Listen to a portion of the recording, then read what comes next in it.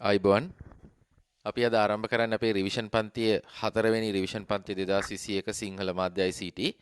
ඉතින් අපි දවස් 3ක් මේ වෙනකොට රිවිෂන් පන්තිය කතා කරානේ. පළවෙනි දවසේ අපි fetch execution cycle එක කතා කරා. දෙවෙනි දවසේ අපි Python පටන් ගත්තා. සම්පූර්ණ දවසම Python කතා කරා. තුන්වෙනි දවසේ Python කෝඩ් ලියලා රන් කරලා ඒත් Python තමයි මේ දවස් දෙකේ මේ පළවෙනි වීඩියෝ එක මේ Python දෙවෙනි වීඩියෝ එක. මේ විදිහට අපි සාකච්ඡා කරගෙන ආවා. ඉතින් දැන් මම එදත් කිව්වා අර ගොඩක් දෙනා මට කියනවා මේ ඇයි ප්‍රශ්න පත්‍ර කරන්නේ නැද්ද ගිය සති පාර දුන්න ප්‍රශ්න පත්‍රය කරන්නේ මම ඒව අදාළ වෙලාවට කරන්නම් කියලා කිව්වා. ඕන දැන් අද මම මුලින්ම කතා කරන්නේද නෙට්වර්කින්. කියන්නේ දැන් අපි නෙට්වර්කින් පාඩමේ අවසානයේටම ඇවිත් ඉන්නේ. මේ වෙනකොට අපි IP addressing subnetting ඒ කොටසුත් අවසන් කරලා තියෙන්නේ. දැන් මේ වෙලාව මම හිතනවා නෙට්වර්කින් ප්‍රශ්න සාකච්ඡා කරන්න රිවිෂන් පන්තියේ හොඳම වෙලාව. මොකද අපේ දැන් තියරි පන්තියේ ඉන්න අයට තියරි හොඳට ආවරණය වෙලා තියෙන නෙට්වර්කින් වල මේ වෙද්දි ආසන්නම ඉවර වෙන පාඩමනේ දැන් ඊගාවට අපි ඩේටාබේස් පාඩමට යන්න හිතාගෙන ඉන්නේ. ඒ නිසා අපි මේ වෙනකොට අද දවසේ අපි Python උත් කතා කරනවා මුලින්ම කතා කරන්නේ නෙට්වර්කින්. දැන් මම Telegram group එක වලට මැසේජ් එකක් දැම්මා පාස් පේපර් පොතක් ළඟ තියාගන්න කියලා. දැන් අපි ඉස්සර අපි ක්ලාස් එක කරද්දි මම අවුරුදු ගානක නෙට්වර්කින් වලට අදාළ ප්‍රශ්න ටික වෙන් කරලා print කරලා දෙනවා ක්ලාස් එකේ. දීලා බහුවර්ණ රචනා ප්‍රශ්න ලියන්න වෙලාව දෙනවා. ඒ වෙලාව ඇතුලේ මම පන්ති ඇවිදිනවා. තනියෙන් ලියද්දී ඇතිවෙන ගැටලු වලට විසඳුම් දෙනවා ළමයින්ට. අහන ප්‍රශ්න වලට උත්තර පොදුවේත් කතා කරනවා. ඊට පස්සේ අපි මාකින් ස්කීම් එකට අනුව ඒවට උත්තර ලියන්නේ කොහොමද බහුවර්ණ වලට උත්තරේ හොයාගන්නේ කොහොමද කියලා සාකච්ඡා කරනවා. ඔය වගේ අපි ලස්සන වැඩපිළිවෙලක් කරගෙන ගියා. ඉතින් මේ ඒ වැඩපිළිවෙල අද වෙනකොට දැන් ඔන්ලයින් පන්තියක ඒ විදිහටම කරන්න බෑ. ඒ නිසා අපි අද පොඩ්ඩක් වෙනස් විදිහකට කතා කරගෙන යනවා මේ වැඩ ටික. ඒ තමයි මේ 2019 පේපර් එකේ මෙන්න මේ ටික. 2019 පේපර් එකේ MCQ මෙන්න මේ මුලම MCQ ටික 3 4 22 25 26 27 සහ 36 මේ ටික නෙට්වර්කින් පාඩමට අදාළයි. දැන් 2019 පේපර් එක අතට අරගෙන මම කියවනේ පාස් පේපර් පොත ළඟ තියාගන්න කියලා රිවිෂන් එකේ මම කලින් දැනුවත් කිරීමක් කරලා තියෙන්නේ. මෙන්න මේ ප්‍රශ්න ටික දැන් වීඩියෝ එක පෝස්ට් කරලා විනාඩි කිහිපයක් ඇතුළත ටක් ගාලා මේවට උරුකු වෙලාවක් යන්නේ නැහැ. මේකකට විනාඩියක් යන්නෙත් නැති තරම් ඉක්මනට මේ ප්‍රශ්න ටික දැම්මම ලියන්න. උත්තර ටික සිහිලෙක් කරන්න. ඊට පස්සේ මම සාකච්ඡා කරන්න. හරි. එහෙනම් අපි තුන්වෙනි ප්‍රශ්නයෙන් පටන් ගමු. පොදු යතුරු සහ පෞද්ගලික යතුරු භාවිතයෙන් සිදු කෙරෙන গুপ্ত කේතනය සහ গুপ্ত විකේතනය හඳුන්වනු ලබන්නේ. දැන් ඊයේ පෙරේද මේවා අපි තීරි පන්ති කතා කරේ. දැන් දෙවෙනි වතාව ඉගෙන ගන්න අය අපේ තීරියෙන් නැති අය හැමෝමත් ඉන්න නිසා චූටි මතක් කිරීමක් කරන්න. ඔයගොල්ලෝ දන්නවනේ මේ ක්‍රිප්ටෝග්‍රැෆි গুপ্ත කේතනයේ වර්ග දෙකක් තියෙනවා. එකක් තමයි සිමෙට්‍රික් සමමිතික. අනිත් එක තමයි ඒසිමෙට්‍රික් අසමමිතික. දැන් මේ සමමිතික ක්‍රමේදී එක කීයකයි පාවිච්චි වෙන්නේ. මේ গুপ্ත කේතනේ සිදු කරන්නත් විකේතනේ සිදු කරන්නත් එක කීයකක් පාවිච්චි වෙනවා. ඒ කීයක අදාළ පාර්ශවයන් දෙන්න අතර රහසේ හුවමාරු කරගන්න ඕන වෙන කෙනෙක් අතට යන්නේ නැති වෙන්න. නමුත් මේ ඒසිමෙට්‍රික් අසමමිතික ක්‍රමේදී කී දෙකක් තියෙනවා. එකක් තමයි පබ්ලික් කී එක අනිත් එක තමයි ප්‍රයිවට් කී එක. පොදු යතුර සහ පෞද්ගලික යතුර කියලා අපි හඳුන්වනවා. ඔන්න ඔය විදිහට කී දෙකක් තියෙනවා. ඒතර ඔයගොල්ලෝ දන්නවා මේ පබ්ලික් කී එකෙන් එන්ක්‍රිප්ට් කළොත් গুপ্ত කේතනයට ලක් කරොත් එම පණිවිඩය විකේතනය කරන්න ප්‍රයිවට් කී එක පාවිච්චි කරන්න ඕන. ප්‍රයිවට් කී එකෙන් গুপ্ত කේතනය කළොත් එම පණිවිඩය විකේතනය කරන්න පබ්ලික් කී එක පාවිච්චි කරන්න ඕන. ඒතර යම්කිසි පුද්ගලයෙකුට අදාළව ප්‍රයිවට් කී එකයි පබ්ලික් කී එකයි කියලා කොටස් දෙක මේ වර්ග දෙකක් තියෙනවනේ කීස් දෙක. මේකේ මේ ප්‍රයිවට් කී එක කිසිම විටක මෙයා තව කෙනෙක් එක්ක හුවමාරු කරගන්නේ. ඒක හුවමාරු වුණොත් හරි වෙන කෙනෙක් දැනගත්තොත් හරි ඒ গুপ্ত කේතනය කිරීමෙන් පළක් නැහැ. කිසිම ආරක්ෂාවක් අපිට ලැබෙන්නේ නැහැ. මේ පබ්ලික් කී එක සාමාන්‍යයෙන් ඕන කෙනෙකුට ලබා දෙනවා. ඒක තමයි සාමාන්‍ය තියරි එක. ඉතින් මම පොඩි පැහැදිලි කිරීමක් පොඩි මතක් කිරීමක් කරේ. ඉතින් මේකේ අහනවා මේක හඳුන්වන්නේ අසමමිතික গুপ্ত කේතනය. පළවෙනි උත්තරේ. දැන් මේ කතා කරන්නේ තුන්වෙනි ප්‍රශ්නේ. ඒකට අදාළ වෙන්නේ පළවෙනි උත්තරේ. අසමමිතික গুপ্ත කේතනය. ඊට පස්සේ හතරවෙනි ප්‍රශ්නෙට අපි යන්. මම මේ පොඩි බහුවර්ණයක් ගත්තාම මේ බහුවර්ණයත් එක්ක පොඩි පරාසයක් පොඩි අදාළ අත්‍යවශ්‍ය දේවල් ටිකක් මතක් කරලා දීගෙන ඒක රිවිෂන් පන්තියක් කියන ප්‍රශ්නෙට උත්තරේ විතරක් කියලා ඉස්සරහට යන පන්තියක් නෙමෙයිනේ. පොඩ්ඩක් බලන්න පැහැදිලි කරන්න එපා බෑග්ග්‍රවුන්ඩ් එක. ඉතින් බෑග්ග්‍රවුන්ඩ් එකත් වඩා පැහැදිලි කරන ගමන් උත්තරේ කියලා දෙන්න. එක්තරා පරිගණක ජාලයක දැන් මේ මම කියන දේවල් ඔයාලට අමතරව සටහනක් එහෙම දාගන්න ඕන නම් අත්‍යවශ්‍ය තැන්වල මමත් සටහන් දෙනවා. නමුත් ඔයාලට සටහනක් එහෙම දාගන්න ඕන නම් කොහොමද දන්නවද කරන්න ඕන? දැන් කොලයක් අරගත්තා. ඒ කොලේ 2019 කියලා ලිව්වා. ප්‍රශ්න අංක ලිව්වා. ඔයාලට ලියන්න ඕන විස්තරයක් ලියාගත්තා. ඔය කොලේ පිරුණාට පස්සේ 2019 පේපර් එකත් එක්ක අමුල්ලා තියාගන්න. අර නෙට්වර්කින් ෆයිල් එකට එක්ක දාලා තියන්න. හොඳම දේ පේපර් එකක් නිසා 2019 පේපර් එකත් එක්ක ඇටච් කරලා තියාගන්න. එක්තරා පරිගණක ජාලයක සෑම නෝඩුවක්ම මධ්‍යගත ජාල උපක්‍රමයකට ඍජුව සම්බන්ධ කර ඇත. මෙවැනි ස්පලකයක් හඳුන්වනු ලබන්නේ. අපි ජාල ස්පලක ගැන කතා කළා. ගොඩක් දේවල්. එක්තරා ජාලයක මධ්‍යගත නෝඩ් එකකට අනිත් සියල්ලම සම්බන්ධ වෙනවා. මධ්‍යගත නෝඩ් එකකට. මම උත්තර ටික මේ පැත්තෙම ලියන්න. තුන්වෙනි ප්‍රශ්නෙට පළවෙනි උත්තරය. 1. මේ වගේ මධ්‍යගත උපකරණයක් තියෙනවා. වෙනම රැහැන් වලින් මෙහෙම සම්බන්ධ වෙනවා. මේ හතරවෙනි ප්‍රශ්නේ. ඉතින් මේ වගේ නෙට්වර්ක් එකක් මේ වගේ ජාල ස්පලකයක් මොකක්ද කියලා අහනවා. මේක ස්ටාර් නෙට්වර්ක් එකක්. එහෙම නැත්නම් තාරකාකාර නෙට්වර්ක් එකක්. පස්වෙනි උත්තරේ තමයි හතරවෙනි ප්‍රශ්නෙට ගන්න වෙන්නේ. ඊට පස්සේ අපි ඉදිරියට යන් 22 වෙනි ප්‍රශ්නෙට. 22 වෙනි ප්‍රශ්නේ අහනවා අපහාරකයින්. 22 වෙනි ප්‍රශ්නේ අහනවා අපහාරකයින්. hackers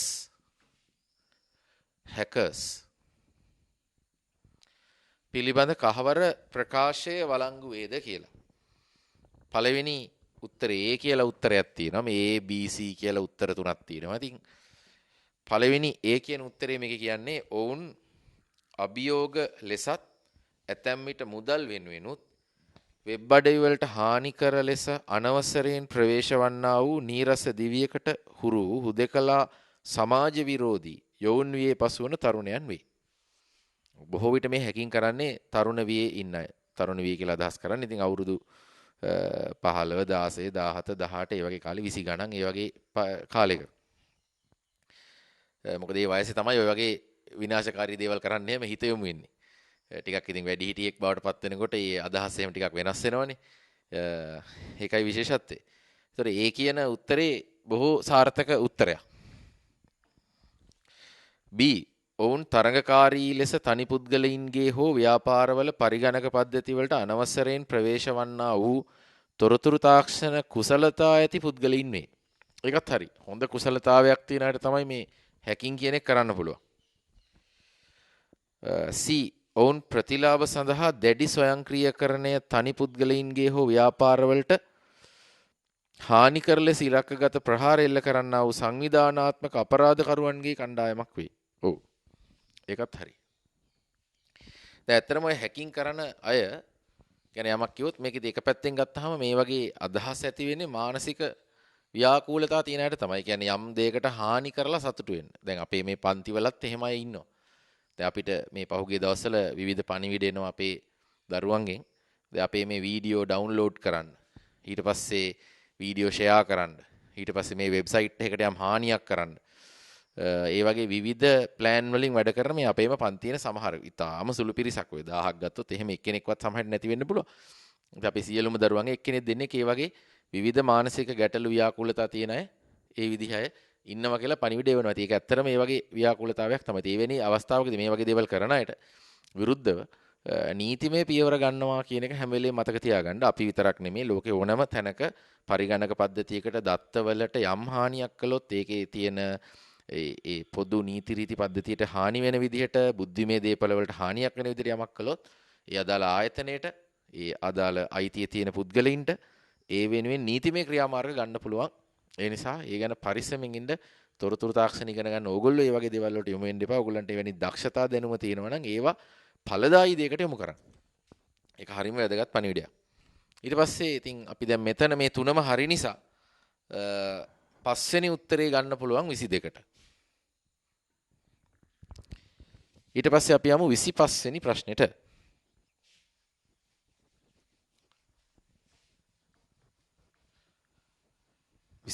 වෙනි ප්‍රශ්නෙට.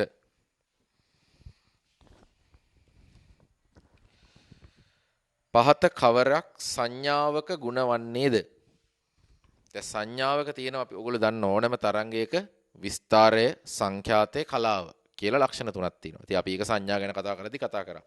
එහෙනම් තුන්වෙනි උත්තරේ. ඊට පස්සේ 26 පහත කුමන වර්ණයෙහි නියමු මාධ්‍ය පමණක් අන්තර්ගත වේද? මොනවද මේ නියමු මාධ්‍ය කියන්නේ? දැන් අපි මුලින්ම කතා කරා නෙට්වර්කින් පාඩම් පටන් ගද්දී. ඒ හරිය ඔන්ලයින් ක්ලාස් වල නෙමෙයි භෞතික පන්ති වල කතා කරේ. ඔයගොල්ලෝ දන්නවා මේ භෞතික ද්‍රව්‍යයකින් හැදිච්ච මාධ්‍ය තමයි නියමු මාධ්‍ය කියන්නේ. තඹ කම්බි. ඊට පස්සේ ප්‍රකාශ තන්තු හැදිලා තියෙන ප්ලාස්ටික් එහෙම නැත්නම් වීදුරු වලින්.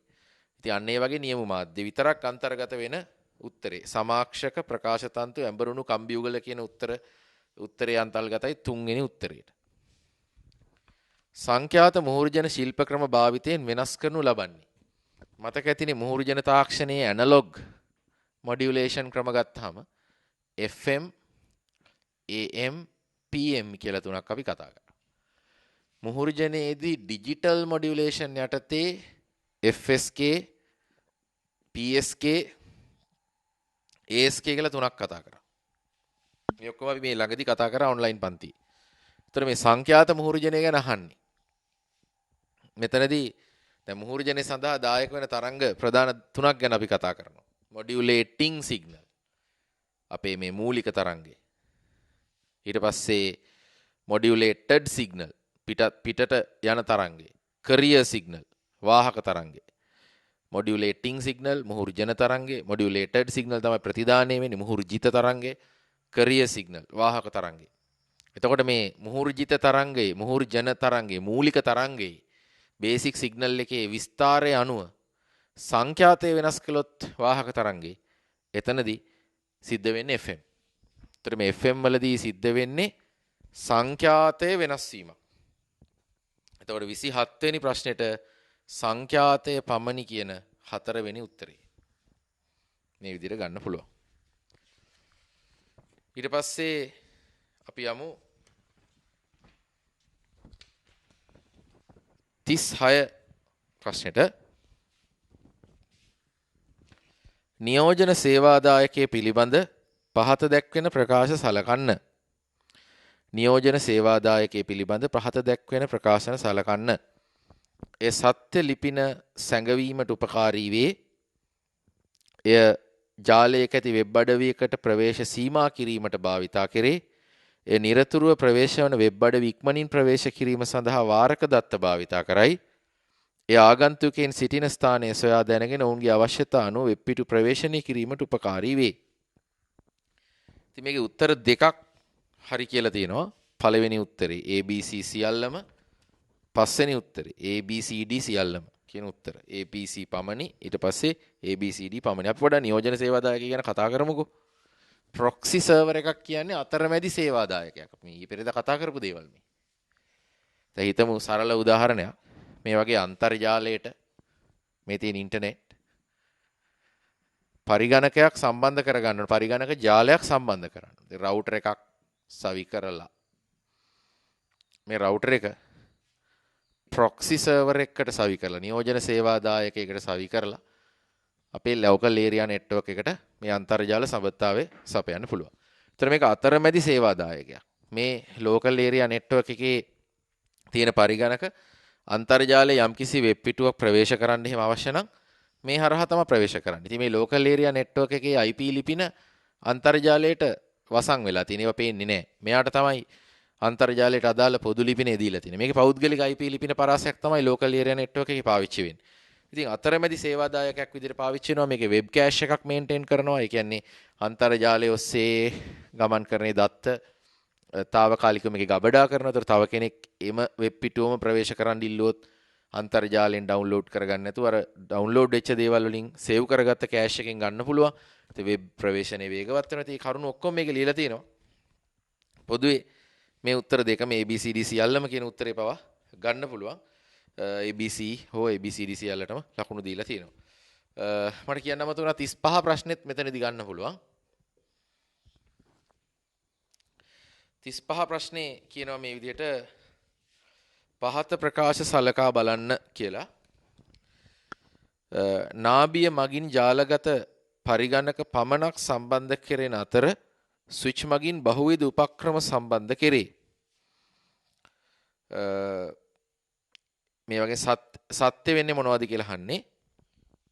ඉතින් පළවෙනි A කියන ප්‍රකාශය හරි කියන්න පුළුවන්. මොකද ස්විච් එක කියන්නේ නාභියකට වඩා ටිකක් දියුණු උපකරණයක්.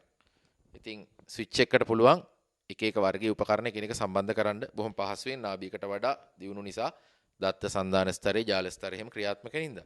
ස්විච් මගින් කෙවෙනි සහ වීලාන්හි ආරක්ෂක පිහිටුවීම් කළමනාකරණය කෙරේ. ඔව් දැන් වීලෑන් ගැන ඔයගොල්ලෝ දන්නව වුණත් නොදන්නව වුණත් ආරක්ෂාව තහවුරු කරන්න පුළුවන්. දැන් අර මම කියවනේ මැක් ලිපිනේ එහෙම කියවලා තේරුම් ගන්න ස්විච් එකකට පුළුවන් කියලා. දැන් මේ වගේ ස්විච් එකකට පරිගණකයක් සම්බන්ධ වුණොත් මේ පරිගණකයේ මැක් ලිපිනේ අපිට මේ ස්විච් එකේ ගබඩා කරලා තියන්න පුළුවන්. එතකොට මේ වයර් එක ගලවලා කවුරු හරි කෙනෙක් හොරෙන් වෙන පරිගණකයකට මේ වයර් එක සම්බන්ධ කළොත් ලැප්ටොප් එකක් හරි කනෙක්ට් කරා කියනකො මෙයා නැති වෙලාවක එයාට මේ ජාලයට සම්බන්ධ වෙන්න බෑ. මොකද මේකේ මැක් එකයි මේකේ මැක් එකයි වෙනස්. ඒතර මේකේ මැක් එක මේකේ ලියලා තියෙනවා. ඒ වගේ ආරක්ෂණ උපක්‍රම එහෙම අපිට කරන්න පුළුවන්. දත්ත සම්ප්‍රේෂණයේදී නාභිය විසින් බිටු භාවිතා කරන නැත ස්විච් මගින් රාමු සහ පොදි භාවිතා කරේ. හරි. දැන් නාභියක් කියන්නේ හබ් එකක්. හබ් එකක් වැඩ කරන්නේ භෞතික ස්තරේ. බිට් වලින් තමයි දත්ත සම්ප්‍රේෂණය කරන්නේ. එයාට දත්ත විශ්ලේෂණය කිරීමේ හැකියාවක් නැහැ. ඒක එතකොට පැසිව් ඩිවයිස් එකක්. හැබැයි ස්විච් එකක් කියන්නේ දත්ත සංධාන ස්තරේ එහෙම නැත්නම් ජාල ස්තරේ ක්‍රියාත්මක වෙන්න පුළුවන් උපකරණයක්. ඒ නිසා එයා ඊට වඩා ටිකක් ඉහළ මට්ටමක ක්‍රියාකාරීත්වයක් දක්වනවා. පැකට්ස් ඇනලයිස් කරන්න පුළුවන් ජාල ස්තරේ වැඩ කරන ස්විච් එකකට. රාමු විශ්ලේෂණය කරන්න පුළුවන් දත්ත සංධාන ස්තරේ වැඩ කරන ස්විච් එකකට. නාභියෙහි දත්ත සම්ප්‍රේෂණ වේගය ස්විචෙහි අගයට වඩා වැඩි වේ. ඉතින් ඒක නම් වැරදි. ඒ ප්‍රකාශය ඔයගොල්ලෝ දන්නවා දැන්. නාභියක් හබ් එකක් ගත්තොත් හබ් එක පැසිව් ඩිවයිස් එකක්. මෙයාට පරිගණක කීපයක් සම්බන්ධ වෙන්න පුළුවන්. මෙයාට මේ දත්ත විශ්ලේෂණය කිරීමේ හැකියාවක් නැහැනේ. යම් කිසි පරිගණකයකින් දත්ත ආවොත් මේ නාභියට ඒ දත්ත අනිත් හැමෝටම බ්‍රෝඩ්කාස්ට් කිරීමක් තමයි කරන්නේ. අනිත් හැම පරිගණකයකටම බ්‍රෝඩ්කාස්ට් කරනවා මේ විදිහට. එතකොට ඉතින් අර නෙට්වර්ක් ට්‍රැෆික් එක වැඩි වෙනවා. සාමාන්‍යයෙන් නාභියකට පරිගණක ගොඩාක් සම්බන්ධ කළොත් දත්ත සම්ප්‍රේෂණ වේගය අඩු වෙනවා. හැබැයි ස්විච් එකකට සම්බන්ධ කළොත් එහෙම වෙන්නේ නැහැ. ඉතින් ඒ නිසා අවසාන D ප්‍රකාශය අසත්‍යයි. ABC උත්තර නිවැරදි කියලා කියන්න පුළුවන්. 35ට පළවෙනි උත්තරේ ගන්න පුළුවන්. හරි. ඔය ටික තමයි නෙට්වර්කින් බහුවර්ණ විදිහට තියෙන්නේ. ඉතින් ඔයගොල්ලෝ ගාව දැන් මතක තියාගන්න දැන් මම මුලින්ම කතා කරන්නේ ඔයගොල්ලන්ට පාස් පේපර් ප්‍රශ්නනේ. ඊට අමතරව මම වෙනත් විශේෂ ප්‍රශ්න තියෙනවා මම ටෙලිග්‍රෑම් ගෲප් එකට දානවා. ඉතින් ටෙලිග්‍රෑම් ගෲප් එකත් එක්ක ටච් එකේ ඉන්න ඕන මම එවන පණිවිඩ දැනගන්න ඕන. දැන් මේ වෙද්දී ඔයගොල්ලෝ ගාව දැන් මම ওই සියලු පාස් පේපර්ස් ටෙලිග්‍රෑම් channel එකට දාලා තියෙනවා. හැබැයි ගොඩක් කාලයකට කලින් ඔය channel එක හදපු කාලේ. දැන් ජොයින් වෙච්ච හැමෝටම channel එකේ උඩටම ගිහින් බලපුවාම පාස් පේපර්ස් මාකින් ස්කීම් සියල්ලම තියෙනවා. නැවත ඩවුන්ලෝඩ් කරගන්න පුළුවන්. කාට හරි ඕනම් print out එකක් ගන්නත් පුළුවන්. ඉතින් මම වැඩි හොඳට තමයි පාස් පේපර් තමයි මිලදී ගන්න ළඟ තියාගන්න කියලා. ඉතින් මම ඔක්කොම එවලා තියෙන්නේ print out එකක් කරන් ළඟ තියාගන්න. එහෙම නැත්නම් අර මම ඒපු soft copy එක වෙන device එකකින් open කරලා තියාගන්න. ඒ කියන්නේ දැන් ඔයගොල්ලෝ මේ වීඩියෝ එක බලන්නේ කම්පියුටර් එකෙන් නම් ෆෝන් එකෙන් ඒ PDF එක open කරලා ළඟ තියාගත්තා. හැබැයි එකම මැෂින් එකේ ඔය දෙකම තියාගෙන නම් වැඩ කරන්න අමාරුයි. මොකද ඔයගොල්ලෝ වීඩියෝ එකත් බලන ගමන් ප්‍රශ්නෙත් PDF එකක් open කරලා බලනවා. ඉතින් ඒ ක්‍රමේ සාර්ථක වෙන්නේ නැහැ. ඉතින් මම කලින් දෙන උපදෙස් අනුව පන්තියත් එක්ක සම්බන්ධ වෙන්න අපි මේ ඇත්තටම ඔයගොල්ලෝ දන්නවනේ භෞතික පන්තියක වගේ පේපර් එක අතර දීලා ලියන්න කාලය දීලා ළඟට අවිලා කියලා දීලා බෑ මේ ඊටාම ලිමිටඩ් බොහොම අපිට සීමිත පහසුකම් තියෙන පරිසරයක කුඩා තිරයකින් මම මේ ඔයගොල්ලෝ ගහට අවිලා උගන්වන්නේ. ඉතින් එතකොට ඔයාලා හරියට උපදෙස් අනුව මම කියන දේ කියන වෙලාවට කරනවා නම් පෝස්ට් කරන්න කිව්වොත් පෝස්ට් කරලා වැඩ ටික කරනවා නම් කලින් කිව්වොත් පාස් පේපර් පොතක් ගන්න කියලා ඒක ළඟ තියා ගන්නවා නම් ඒ විදිහට කිසි අවුලක් නැහැ. ඉතින් මට ඔය හැම එකක්ම print කරලා ඔයගලන්ට දෙන්න විදිහකුත් නැහැ. දැන් අපි ආයතනයේ වුණත් ගිහිල්ලා printed tute එකක් තිබ්බට කාඩ් ගන්න දෙන්නේ මාසෙකට දවසක්. ඒත් හැමෝම එන්නෙත් නැහනේ. බෑන්ක් ස්ලිප් එකකින් payments කරන අය ඉන්නවා. online payments කරන එකයි ඉන්නවා. ඒගොල්ලන්ටත් ඒ භෞතිකව ඒක ලබා දෙන එක ප්‍රායෝගික නැති. හොඳම දේ තමයි soft copy විදිහට මේ share කරගන්න. ඉතින් tute deliver කරන වැඩෙත් මම කරන්න හිතුවේ නැහැ. මොකද ඒකෙත් යම් අනාරක්ෂිත බවක් තියෙනවා. ගෙදරට කවුරු හරි ඇවිල්ලා පිටස්තර පුද්ගලෙක් ඇවිල්ලා ඕගලන්ට ටියුට් ගෙනලා දෙනවා. එතකොටත් මේ අද තියෙන තත්ත්වයන් පුළුවන් තරම් සංචාරණ සීමා කරන්න කියලා තියෙන්නේ. ඉතින් වෙනත් පුද්ගලයෙක්ගේ ගෙදරට එන එකත් රිස්ක් එකක් තියෙනවා. හැමදේම ගැන සලකලා soft materials විදිහට ඕගලන්ට මම එවලා තියෙනවා. ඉතින් පාස් පේ පොතක් ඕගලන්ට තියාගන්න එක ලොකු ප්‍රශ්නයක් නෙමෙයි. නිසා කියන උපදෙස් එක්ක වැඩ ටික කරන් යමු. එහෙමනම් අපි මෙතනින් එහාට මේ පේපර් එකේම තියෙන රචනා ප්‍රශ්න සහ ව්‍යුහගත රචනා ප්‍රශ්න කෙරෙහි පොඩි යොමු වීමක් කරමු. හරි. දැන් අපි ව්‍යුහගත රචනා ප්‍රශ්නෙට යමු. ව්‍යුහගත රචනා ප්‍රශ්න පත්‍රයේ තුන්වෙනි ප්‍රශ්නේ B කොටස. දැන් පොඩ්ඩක් වීඩියෝ එක පෝස් කරලා කරන්න පටන් ගන්න. විනාඩි කිහිපයක් යන්නේ හිස්තැන් පුරවන ප්‍රශ්නයක්. දැන් කොහොම වීඩියෝ එක පෝස් කරලා කරන්න. ඊට පස්සේ නැවත වීඩියෝ එක ඔන් කරගන්න. හරි.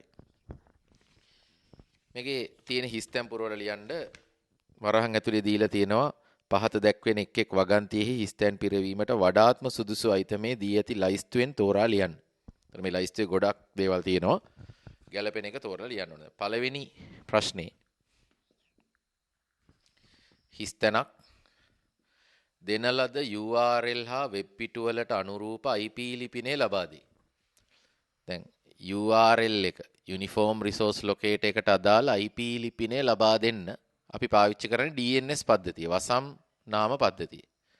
ඒතර වසම් නාමය දුන්නාම domain name එක දුන්නාම ඊට අදාළ IP ලිපිනේ ලබා දෙන්න තමයි DNS පද්ධතිය පාවිච්චි වෙන්නේ. එහෙනම් එකට අදාළ වෙන්නේ වසම් නාම පද්ධතිය.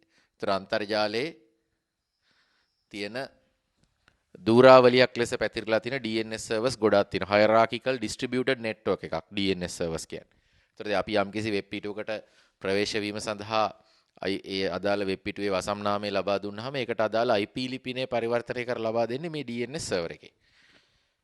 දෙවෙනි එක ගොනු හුවමාරු නියමාවලිය FTP, සරල තැපැල් හුවමාරු නියමාවලිය SMTP සහ ටෙල්නෙට් සේවාව හිස්තැනක් ක්‍රියාත්මක වේ. මේ ඔක්කොම ක්‍රියාත්මක වෙන්නේ යෙදුම් ස්තරයේ application layer එකේ. යෙදුම් ස්තරයේ application layer. ඉංග්‍රීසි වචන හැම එකක් මම කියනවා. මේ පේපර් එකේ ඉංග්‍රීසි වචන දීලා තිනවා. ඊට පස්සේ හිස්තැනක් මගින් යම් උපක්‍රමයකට ඒ ජාලයකට සම්බන්ධ වන සෑම අවස්ථාවකදීම වෙනස් IP ලිපිනයක් ලැබීමට ඉඩ ඇත. ඔයගොල්ලෝ දන්නා මේ ස්වයංක්‍රීයව IP ලිපින ලබා දීම කියන කාර්යභාරය සිද්ධ කරන්නේ DHCP සර්වර් එක මගින්. මේ ගැන අපි ගොඩක් දේවල් කතා කරා. මොකද්ද DHCP කියන්නේ? Dynamic Host Configuration Protocol. DHCP server. ඒතර දැන් මේ වගේ අපේ හිතන්න ස්විච් එකක් තියෙනවා නෙට්වර්ක් එකේ අලුතෙන් පරිගණකයක් සම්බන්ධ වෙච්ච ගමන් මෙයාට IP ලිපිනයක් ලබා දෙන්නේ මේ ස්විච් එකේ රන් වෙන DHCP සර්වර් එක මගින්. ඊට පස්සේ හතරවෙනි එක හිස්තැනක් තිබෙන IP ලිපින අවකාශය කාර්යක්ෂමව කළමනාකරණය කිරීමට ඉවහල් වේ. CIDR Classless Interdomain Routing.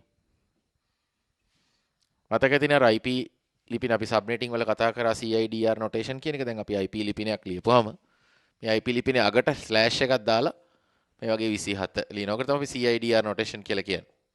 ඉතින් අපිට තියෙන IP ලිපින ටික කාර්යක්ෂමව කළමනාකරණය කරලා උපජාල වසන උපජාල වලට බෙදලා දීලා වෙන් කරගන්න පුළුවන් වෙනවා CIDR ක්‍රමයට.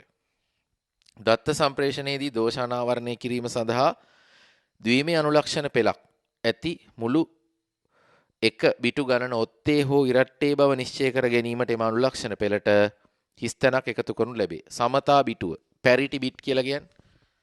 පස්වෙනි එක parity bit. මතක ඇති මම කතා කළා භෞතික පන්තිවල. භෞතික ස්තරය කතා කළා, ඊට දත්ත සන්දාන ස්තරය කතා කළා ISO SI 7 layers වල. අර දත්ත රාමුවක් සම්ප්‍රේෂණය වෙද්දී මේ දත්ත රාමුවේ තියෙන එකේ වගේ එකතු අරගෙන ඒ එකතු ඔත්තේ යගයක්ද ඉරට්ටේ යගයක්ද කියන වග තීරණය කරලා අවසාන බිට් එක පැරිටි බිට් එක ලෙස තියලා ඒ බිට් එකට එකද බිඳුවද කියන එක දාන්නේ ඔත්තේ වෙන්න හරි ඉරට්ටේ වෙන්න හරි භාවිතා කරන පැරිටි ක්‍රමය අනුව. ඉතින් ඔක්කොම පැහැදිලි කරලා අපි තියරි පන්තිල ඉගෙනගෙන තියෙනවා. ඒ ප්‍රශ්න පහ ඒ විදිහට අවසන් වෙනවා. බොහොම සරල ප්‍රශ්න පහක් ව්‍යුහගත රචනා ප්‍රශ්න පත්‍රයේ සඳහා. ඉතින් මේ හැම එකක්ම මම කියන විදිහට ඔයාලා කරලා ඉවර වෙලා තමයි මම පැහැදිලි කිරීම බලන්න ඕන. හරි? ඊට පස්සේ අපි රචනා ප්‍රශ්න පත්‍රයට යනවා. ඉතින් විනාඩි 20ක් විතර ගත වෙනවා මේ රචනා ප්‍රශ්නේ හරියට කරන්න කියවලා. ඒ තමයි රචනා ප්‍රශ්නේ දෙවෙනි රචනා ප්‍රශ්නේ. දෙවෙනි රචනා ප්‍රශ්නේ පෝස් කරලා ඉක්මනට කියවලා පුළුවන් විදිහට උත්තරයක් ලියන්න. ලියලා ඉවර වෙලා වීඩියෝ එක ප්ලේ කරන්න. දැන් මම මේ වීඩියෝ එක හදන්නේ වීඩියෝ එකේ ටයිම් එක ගැන හිතලා නෙමෙයි. මම ඔයාලට පැය 3ක් කාලය දුන්නොත් රිවිෂන් පන්තියේ ඒ වීඩියෝ එක සමහරලාට ඊට වඩා අඩු කාලයක් තියෙන්නේ. ගොඩක් අඩු කාලයක්. ඒ කාලයට මැච් වෙන්නේ. ඒ කියන්නේ ඔයගලන්ට වීඩියෝ එක පෝස්ට් කරලා ඒ ප්‍රශ්නෙට උත්තරේ ලියලා බලන්න පුළුවන් වෙන්න තමයි මම මේක කරගෙන යන්නේ. ඒ නිසා ඔයාලා වීඩියෝ එක පෝස්ට් කරන්න. පෝස්ට් කරලා පාඩුවේ කරන්න. කරලා ඉවර වෙලා මම පැහැදිලි කිරීම කරද්දි ඒක බලා ගන්න පුළුවන්. හරි. අපි මේ ප්‍රශ්නේ සාකච්ඡා කරන්න බලමු. මේ මම කතා කරන්නේ 2019 රචනා ප්‍රශ්න පත්‍රයේ දෙවෙනි ප්‍රශ්නේ. ඉතින් හොඳ සබ්නෙටින් ප්‍රශ්නයක්. අපි ඉගෙන ගත්ත ඒ වගේමයි ඒ විදිහමයි පාසලක් තම පරිපාලන විද්‍යාගාර හා පුස්තකාලය යන ගොඩනැගිලි සඳහා පහත දැක්වෙන සම්පත් ලබාගෙන ඇත. එතන මේ තමයි ඇඩ්මින්, ලැබ්, ලයිබ්‍රරි. ඇඩ්මින් කියන කොටසේ පරිගණක 5යි මුද්‍රණ යන්ත්‍ර 1යි. ලැබ් එකේ පරිගණක 40යි මුද්‍රණ යන්ත්‍ර 1යි. ලයිබ්‍රරි එකේ පරිගණක 10යි මුද්‍රණ යන්ත්‍ර 1යි. පහත අවශ්‍යතා සපුරා ගැනීම සඳහා පාසල් පරිගණක ජාලයක් නිර්මාණය කළ යුතු ඇත. මුද්‍රකය හවුලේ භාවිතා කිරීමට එක් එක් ගොඩනැගිල්ල සඳහා ස්ථානීය ප්‍රදේශ ජාලයක් බැගින් අවශ්‍ය වේ. සෑම පරිගණකයකටම ඇඩ්මින් ගොඩනැගිල්ලෙහි එක් පරිගණකයක ධාවනය වන පාසල් තොරතුරු පද්ධතියටද ලයිබ්‍රරි ගොඩනැගිල්ලෙහි පරිගණකයක ධාවනය වන පුස්තකාල තොරතුරු පද්ධතියටද ප්‍රවේශ වීම සඳහා ඉහත ජාල තුන එකිනෙක ජාලගත කිරීමටද අවශ්‍ය වේ. ඒ කියන්නේ අපිට මේ එකිනෙක ජාලගත කිරීමක් වෙන්න ඕන මේ ජාල තුන. සෑම පරිගණකයකටම කාර්යක්ෂම අන්තර්ජාල සම්බන්ධතාවයක් ලබා දීමටද අවශ්‍ය. මේ සඳහා පාසල් අන්තර්ජාල සේවා සැපයුම්කරුවෙකුගේ සේවාවකට දායක වී ඇති අතර එම සැපයුම්කරු අන්තර්ජාල සම්බන්ධතාවය ලැබ් ගොඩනැගිල්ලට ලබා දීමට නියමිතය. ලැබ් ගොඩනැගිල්ල අනෙකුත් ගොඩනැගිලි දෙකකින් ආසන්න වශයෙන් 500 මීටර දුරස්තව පවතී. ලැබ් ගොඩනැගිල්ලෙහි එක් පරිගණකයක් DNS සේවාදායකයක් ලෙස භාවිතා කිරීමට යෝජිතය. එම ගොඩනැගිල්ලේ තවත් පරිගණකයක් නියෝජන සේවාදායකයක් ලෙස භාවිතා කිරීමට යෝජිතය. සම්පූර්ණ ජාලයම ගිනි පවුරකින් ෆයර්වෝල් ආරක්ෂා කිරීමටද යෝජිතය. විදුහල්පතිට පාසැල් සඳහා 192.248.16.24 IP ලිපින කාණ්ඩය ලැබී ඇත. ගොඩනැගිලි 3 සඳහා මෙම ලිපින කාණ්ඩය මගින් වෙනම උපජාල 3ක් නිර්මාණය කිරීමෙන් අනතුරුව පරිගණකවලට IP ලිපින පැවරීමට අදහස් කෙරේ. එවැනි උපජාලනය කිරීමක් සිදු කර ඇතැයි උපකල්පනය කර එක් එක් ගොඩනැගිල්ල සඳහා අදාළ ජාල ලිපිනය, උපජාල ආවරණය හා පවරන ලද IP ලිපින පරාසය පහත දැක්වෙන වගු ආකෘතියේ පිටපත් කරගෙන ලියා දක්වන්න. දැන් අපිට මෙන්න මේ දීලා තියෙන ජාල ලිපිනය උපජාල 3කට වෙන් කරන්න ඕන. අපි දැන් හොඳට අවබෝධයෙන් කතා කරමු මේ උපජාල 3කට වෙන් කිරීමේ සංසිද්ධිය සම්බන්ධයෙන්. දැන් අපිට උපජාල වලට වෙන් කිරීමේදී සලකා බලන්න පුළුවන් දෙපැත්තක් තියෙනවා. දැන් මේක ක්ලාස් C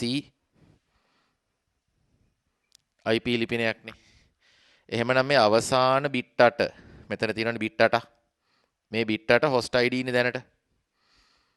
මේ බිට් 8 තමයි අපිට බෙදා ගන්න වෙන්නේ subnet ID host ID කියලා කොටස් දෙකකට. ඒ කියන්නේ ඔය host ID bit 8න් යම් bit ප්‍රමාණයක් අපි ගන්න ඕන උපජාල නිරූපණය කිරීම සඳහා.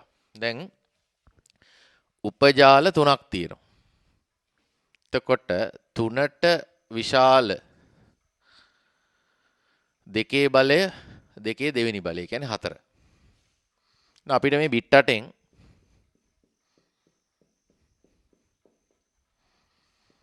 අවසාන bit 8න් මුල් බිට් 2 subnet ID ලෙස යොදා ගන්න පුළුවන්. ඉතුරු බිට් 6 host ID ලෙස යොදා ගන්න පුළුවන්. ඔන්න එක ක්‍රමයක්. ඒ කියන්නේ අපිට අවශ්‍ය උපජාල ගාන දිහා බලලා ඒ උපජාල වලට අවශ්‍ය බිට් ගාන වෙන් කර ගන්නවා. ඉතුරු වෙන ටික host ID වලට ඉතුරු වෙනවා. ඔය එක ක්‍රමයක්. දැන් මේ විදිහට හිතුවොත් ඉතුරු වෙනවනේ bit 6ක් host id වලට. එහෙනම් විවිධ ලිපින කීයක් තියෙන්න පුළුවන්ද එක උපජාලයක? ලිපින ගණන 2/6යි. 2/6 කියන්නේ 64යි. හරි ලිපින ගණන. ඒ කියන්නේ උපජාලයක ලිපින ගණන. උපජාලයක ලිපින 2/6ක් පවතින්න පුළුවන්. ඒ කියන්නේ පරිගණක කීයක් ඍජුව සම්බන්ධ කරන්න පුළුවන්ද සත්කාරකීන් ගණන? 2/6 අඩු කිරීම 2නේ 62යි. පරිගණක 62ක් තියෙන්න පුළුවන්. දැන් මේ ප්‍රශ්නේ දිහා බැලුවොත් ඇඩ්මින් එකට පරිගණක 5යි printerේ 6යි. ඉතින් ලිපින 6නේ ඕන වෙන්නේ. සත්කාරක 6යි ඕන වෙන්නේ. සත්කාරක ලිපින. ඉතින් ප්‍රශ්නේ හරි. ගැටලුවක් නැහැ. 62ක් තියෙනවනේ. ලැබ් එකටත් 41නේ ඕන වෙන්නේ. ලයිබ්‍රරි එකටත් මේ විදිහයි. එතකොට මෙන්න මේ ප්ලෑන් එක හරි. ඒක පැහැදිලිද? මේ ප්ලෑන් එක හරි. තව ප්ලෑන් එකක් තමයි දැන් කාට හරි මේ උපජාල තුනකට වෙන් කළාම බිට් දෙකක් අරන් ඉතුරු වෙන බිට් 6 ප්‍රමාණවත් වුණා. තව කෙනෙක් ඔක අනිත් පැත්තෙන් හිතනවා. ඒ තමයි දැන් මෙතන තියෙන මේ උපජාල තුන සලකපුවම වැඩියෙන්ම ලිපින ඕන වෙන්නේ මෙතෙන්ටනේ. ලිපින 41ක් ඕන වෙනවා. සත්කාරක ලිපින. ඊට අමතරව ඉතින් උපජාලයක ජාල ලිපිනයයි විකාශන ලිපිනය කියලා දෙකක් තියෙනවනේ. network address broadcast address කියලා. මේ දෙකත් මේකට එකතු කළොත් ලිපින 43ක් ඕන වෙනවා. දැන් අපි මේ පැත්තෙන් හිතුවොත් 43ට වඩා විශාල දෙකේ බලය මොකක්ද කියලා ඇහුවොත් ඒත් 64. 2/6. එහෙමනම් අපි host id වලට bit 6ක් අයින් කරන්න ඕන. එතකොට subnet id වලට ඉබේම දෙකක් ඉතුරු වෙනවා. ඒ විදිහට හිතුවත් මේ ගැටලුව හරීම නිවැරදිව අපිට එම පිළිතුරම ලැබෙනවා. එම ප්ලෑන් එකම අපිට ලැබෙනවා. ඒ විදිහට හිතුවත් ලිපින 64ක් සඳහා bit 6ක් වෙන් කළොත් උපජාලකරණය සඳහා bit 2ක් ඉතුරු වෙනවා.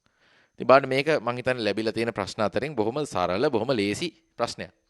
අපේ සබ්නෙටින් අපි තියරි ඉගෙන ගත්තා. ඒ තියරි වල අපි bit 2ක් කරන් සබ්නෙට් වලට කඩන එක මුලින්ම කතා කරා. මුලින්ම එක bit එකක් කරන් සබ්නෙට් දෙකකට කැඩුවා. ඊට පස්සේ bit 2ක් අරගෙන සබ්නෙට් 4කට කැඩුවා. bit 3ක් අරගෙන සබ්නෙට් 8කට කැඩුවා. ඔය වගේ අපි ගණන් කීපයක් හැදුවා. ඉතින් bit 2ක් අරගන්න උදාහරණයක්.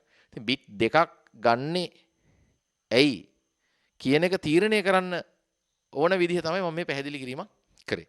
ඉතින් මම මේ සාමාන්‍ය රිවිෂන් පන්තියේ යම්කිසි ප්‍රශ්නයක් සාකච්ඡා කරද්දී ඒක හොඳට පැහැදිලි කරලා ඒකට අවශ්‍ය බෑග්ග්‍රවුන්ඩ් එක සිද්ධාන්ත පදනම පැහැදිලි කරලා පොඩි සටහනකුත් දෙනවා අවශ්‍යම අත්‍යවශ්‍යම තැන්වල. ඒ නිසා මම මේකට පොඩි සටහනක් දෙනවා ඔයාලට ලියාගන්න.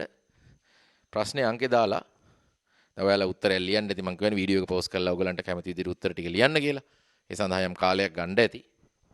ඒ කාලය අරගෙන මේ වීඩියෝ එක පෝස්ට් කරලා උත්තර ටික ලියුවා දැන් මම දෙන සටහන වෙන මේ තැන් වලට අදාළව ඒ ප්‍රශ්නෙට අදාළව උත්තර ලියන තැන ලියාගන්න. උපජාල තුනකට වෙන් කළ යුතු නිසා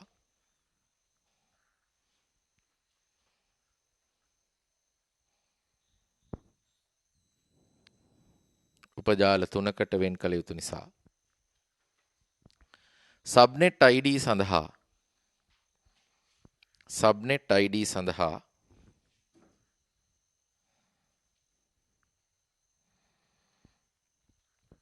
bit 2ක් වෙන් කිරීම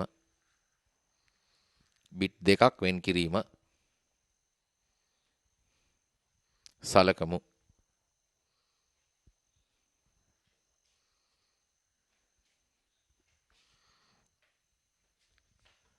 දැන් මෙන්න මේ ටික ලියා ගන්න හරියටම මෙන්න මේ ප්ලෑන් එක.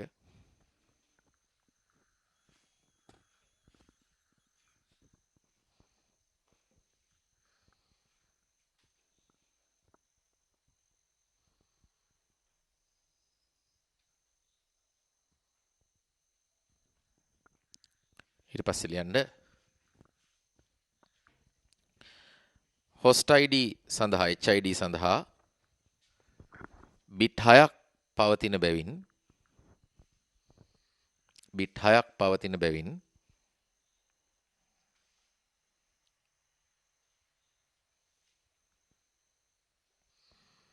එක් උපජාලයක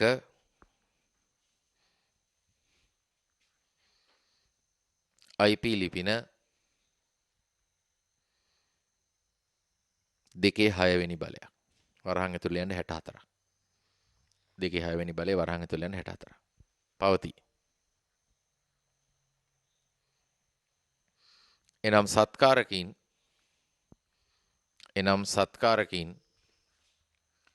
62ක්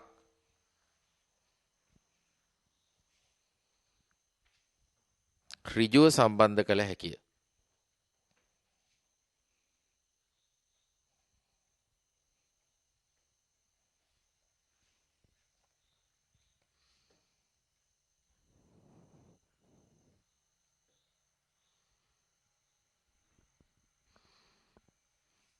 වැඩිම සත්කාරකයින් ගණනක් පවතින්නේ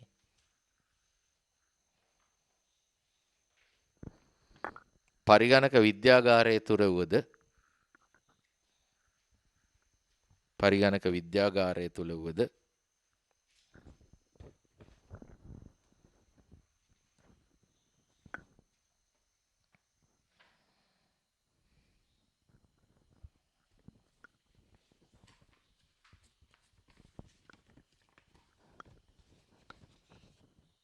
ඒ සඳහා ප්‍රමාණවත්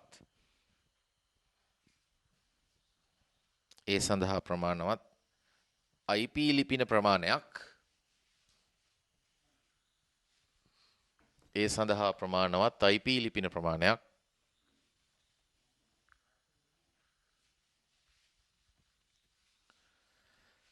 මෙම සැලසුමට අනුව ලැබේ.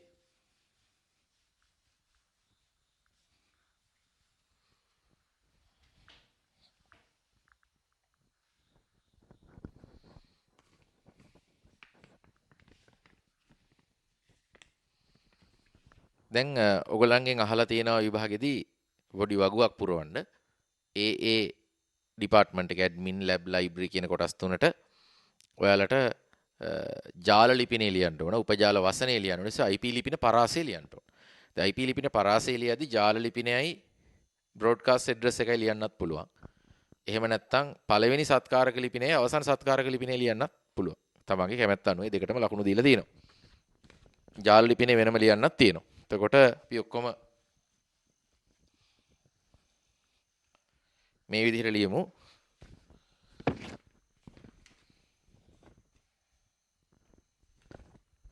ඉතින් අපි ගමු බිඳුවෙනි උපජාලය. මම ඒක දෙන්නම් ඇඩ්මින් කියන ඩිපාර්ට්මන්ට් එකට. එතකොට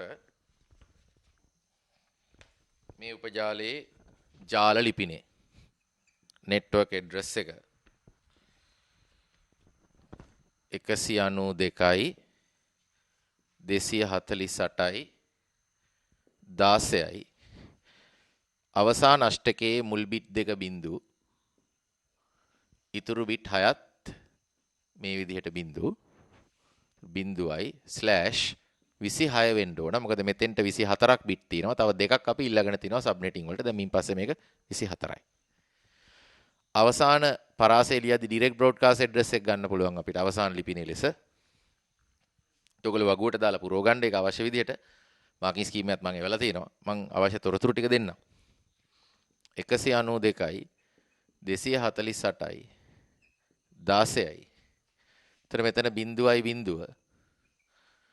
ඉතුරු බිට් 6ම එක ඒවා. එතකොට මේ ලියලා තියෙන්නේ 63/26. උපජාල වසනය 255යි 255යි 255යි 192. මොකද මේ දෙකට එක වැටෙන නිසා.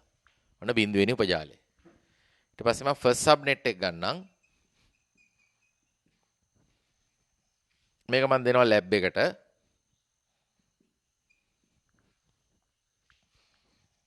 මෙයාගේ ජාල ලිපිනය 192යි 248යි 16යි පළවෙනි සබ්නෙට් එක 0.1 ඉතුරු බිට් 6ම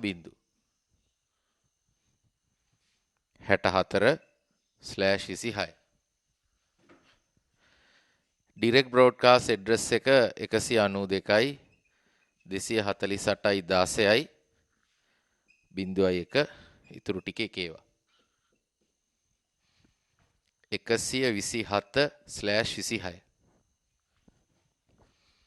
සබ්නෙට් මාස්ක් එක 255යි 255යි 255යි 192මයි. හරි.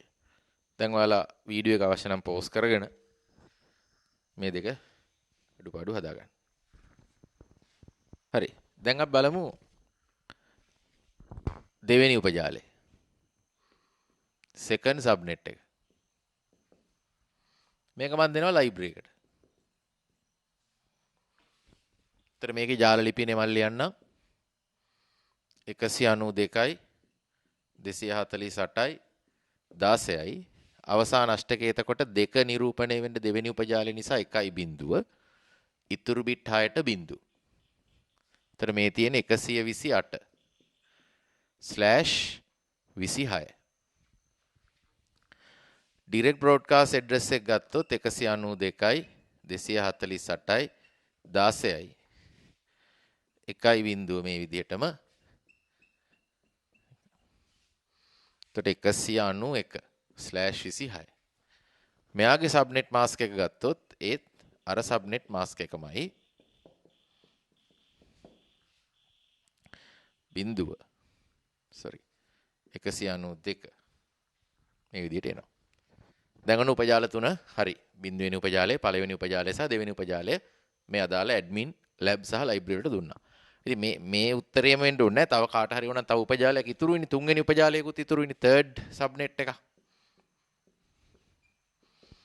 දැන් මේකත් දැන් මේ බිඳුවෙනි උපජාලය ඇඩ්මින් එකටම දෙන්න කියලා එහෙම නීතියක් නැහැ නේ. උපජාල හතරක් තියෙනවා. බිඳුව 1 2 3 කියලා. කැමැති තුනකට දුන්නේ නැහැ. සමන් අවසාන උපජාලෙත් ඒ නිසා ලියන්නම්. නෙට්වර්ක් ඇඩ්‍රස් එක 192යි 248යි 16යි අවසාන බිට් එක 1යි 1 වෙන්න ඕන. ඉතුරු ටික 6. ඒතර මේ තියෙන 192/26 ඊට පස්සේ ඩිරෙක්ට් බ්‍රෝඩ්කාස්ට් ඇඩ්‍රස් එක මෙයාගේ ගත්තොත් 192යි 248යි 16යි 1යි 1 ඉතුරු බිට් 6මත් 1යි 1 ඒවා 255/26 ඊට පස්සේ සබ්නෙට් මාස්ක් එක ගත්තොත් 255යි 255යි 255යි 192 මේ විදිහට. දැන් මේ ප්ලෑන් එකට අනුව අපේ සබ්නෙට් මාස්ක් එක වෙනස් වෙන්නේ නැහැ. උපජාල හතරටම එකම සබ්නෙට් මාස්ක් එක තියෙන්නේ. ෆික්ස් ලෙන්ත් සබ්නෙට් මාස්ක් කියලා අපි කියන්නේ. FLSM ආකාරයට මේ ගාන ලස්සනට හදන්න පුළුවන්. කිසි ප්‍රශ්නයක් නැහැ. ඊටම සරල ගානක් බිට් දෙකකින් උපජාලකරණයට ලක් කරලා මේ විදිහට හැදී හැකි පරාස මේ විදිහට තියෙනවනේ මේකත් ඉතුරු උපජාල දෙකත් ලියා ගන්න අවශ්‍ය නම් වීඩියෝ එක පෝස්ට් කරලා. හරි. දැන් මේකේ මාකින් ස්කීම් එකේ විකල්ප පිළිතුරකුත් තියෙනවා VLSM ක්‍රමයට හදපු. ඒ පිළිතුර ගැනත් අපි පොඩ්ඩක් සාකච්ඡා කරලා ප්‍රායෝගික ලෝකයේ භාවිතය ගැනත් සලකලා අපි පොඩ්ඩක් කතා කරමු. අපි ඇත්තටම රිවිෂන් පන්තියක් කරන්නේ මේ ප්‍රශ්නෙට උත්තරේ මාකින් එකේ තියෙන උත්තරේම නිකන් බෝඩ් එකේ ලියලා කියලා දෙන්න නෙමෙයි. ඒක ඔයගොල්ලන්ට උත්තර පොතක් ගත්තත් මාකින් එක බැලුවත් පුළුවන්. අපි ඊට එහා ගියපු දේවල් සාකච්ඡා කරනවා. මොකද හේතුව දැන් මේ වගේ ප්‍රශ්නයකට කවදා හරි විභාගෙදී මුහුණ දෙද්දී අලුත් නව නිර්මාණශීලී ගැටලුවකට හිතන්න පුළුවන් වෙන තමයි මේ සාකච්ඡාව මෙහෙවන්නේ. ඒ නිසා ටිකක් කාලය අරන් හිමීට හොඳට කතා කරනවා. දැන් මගේ අරමුණ තමයි ඔයගොල්ලෝ හැමදාම දන්නවා මගෙත් එක හිටපු ළමයි නම් දන්නවා. මේ රිවිෂන් පන්තියක ප්‍රශ්න ගොඩාක් කතා කරලා අවසන් කරන එක නෙමෙයි මගේ අරමුණ එදා ඉඳන්. ඒක මං ඉස්සර ඉඳන්ම කරපු එක. හොඳට ප්‍රශ්න කීපයක් අරන් ඒක හොඳට සාකච්ඡා කිරීම තමයි මගේ අරමුණ. හැකි හැමදේම කතා කරලා. මොකද එතකොට ඕන ප්‍රශ්නයකට මුහුණ දෙන්න අවශ්‍ය පන්නරේ හැදෙනවා. දැන් මේ ප්‍රශ්නේම අපි ගමු. දැන් මේ ප්‍රශ්නේ ඔයගොල්ලෝ දන්නවනේ ඇඩ්මින්. ඊට පස්සේ ලැබ් සහ ලයිබ්‍රරි කියලා උපජාල තුනක් ගැනනේ. එතකොට ඇඩ්මින් එකේ පරිගණක 5යි. මුද්‍රණ යන්ත්‍ර 1යි. එතකොට උපරිම සත්කාරකෝ 6යිනේ. ලැබ් එකේ පරිගණක 40යි මුද්‍රණ යන්ත්‍ර 1යි. ඒතර 41යි. ලයිබ්‍රරි එකේ පරිගණක 10යි මුද්‍රණ යන්ත්‍ර එකයි. ඒ කියන්නේ 11යි අවශ්‍ය. දැන් අපි කලේ උපජාල 4කට බෙදලා ඒ 4 තුන් දෙනෙකුට මේ උපජාල 3ක් පාවිච්චි කරා. අනිත් උපජාලේ පාඩුවේ තිබ්බා පැත්තක. ඉතින් එතකොට මේ උපරිම ගන්න පුළුවන් සත්කාරකෝ 62යිනේ. දැන් අපිට දැන් ඇත්තටම නෙට්වර්ක් ඉංජිනේර කෙනෙක් ඉන්නවා මේ ආයතනෙට අදාළව මේ පාසලට. එතකොට මේ නෙට්වර්ක් ඉංජිනේර ප්‍රායෝගිකව හිතන කෙනෙක් නම් හිතන්න මේ පාසලේ විද්‍යාගාරයට අනාගතේ තව පරිගණක ටිකක් ලැබෙන්න තියෙන ප්‍රවණතාවය වැඩි නේද? හැබැයි දැන් ඇඩ්මින් එකේ පරිගණක දැනට තියෙන 6යි. ඕක ඕනනම් 8ක් වෙයි 10ක් වෙයි කාලයත් එක්ක. ලයිබ්‍රරි එකේ 11යි. ඕක 15ක් වෙයි කාලයත් එක්ක. මේක කවදාවත් 50ක් වෙන්නේ නැහැ. මේකත් කවදාවත් පාසලක 50ක් වෙන්නේ නැහැ ඇඩ්මින් ඩිපාර්ට්මන්ට් එක. හැබැයි ලැබ් එකක දැනට 41යි ලිපින අවශ්‍ය වෙන්නේ. යථා කාලේ තව පරිගණක 50ක් විතර හම්බෙලා පරිගණක 100කට විතර යන්න පුළුවන්. පරිගණක 100ක විද්‍යාගාරයක් ඉදිරියේදී හම්බ වෙනවා. එහෙම වෙන්න බැරිද? පුළුවන්. විය හැකි ප්‍රායෝගික ලෝක විසඳුමක් ගැන හිතමු අපි.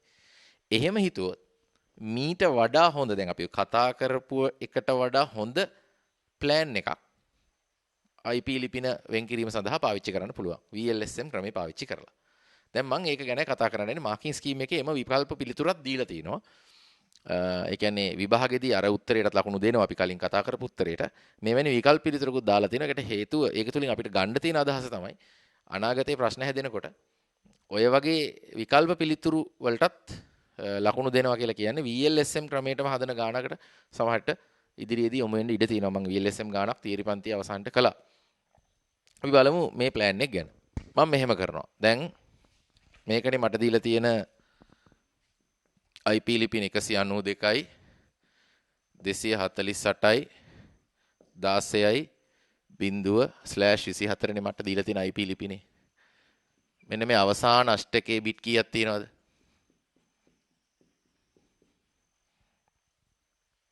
බිට් තියෙනවා 8ක්. නේ? මම මෙහෙම කරනවා. මෙන්න මේ එක බිට් එකක් පාවිච්චි කරනවා. අරන් මේක උපජාල දෙකකට කඩනවා. 0.1 කියලා. මේ තමයි 0th සබ්නෙට් එක. ෆස්ට් සබ්නෙට් එක. මම මේ 0th සබ්නෙට් එක ගත්තොත් දැන් බිට් 7ක් තියෙනවන්නේ එතකොට host ID සඳහා. එහෙනම් ලිපින දෙකේ 7ක් තියෙනවනේ 128ක්. සත්කාරකයෝ දෙකේ 7 අඩු කිරීම දෙකක් ඒ කියන්නේ 126ක් පරිගණක පවතින්න පුළුවන්. 0 සබ්නෙට් එකේ. මම මේක gediya පිටින් මේ 0 සබ්නෙට් එක ලැබ් එකට දෙනවා. ඒතර දැනට තියෙන පරිගණක 40යි මුද්‍රණ යන්ත්‍රය 41යි. අනාගතේ 126ක් දක්වා යන්න ඉඩ තියෙනවා. පැහැදිලිනේ? ෆස්ට් සබ්නෙට් එක කොටස් දෙකකට කඩනවා. ආයෙත් ඊගාව බිට් එක ඉල්ලගෙන.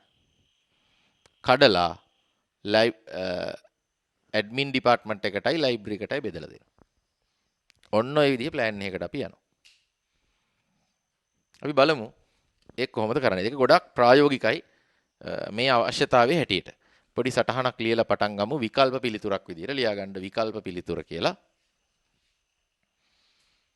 විකල්ප පිළිතුර මේ විදිහට ලියන්න.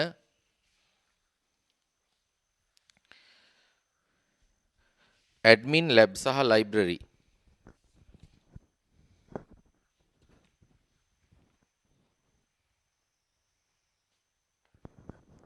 යන ගොඩනැගිලි සැලකූ විට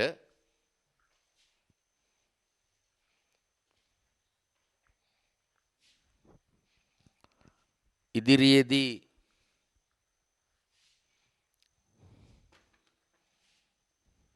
නව පරිගණක එකතු විය හැකි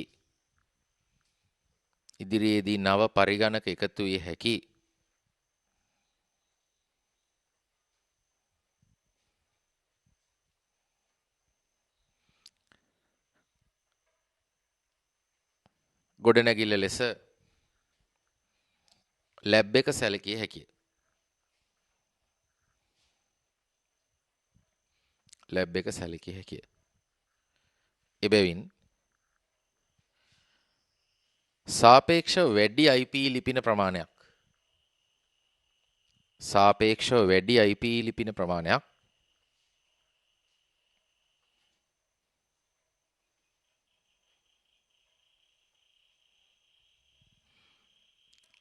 ලැබ් එකට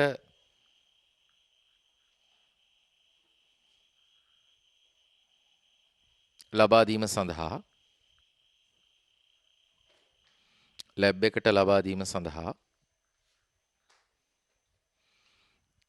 පහත දැක්වෙන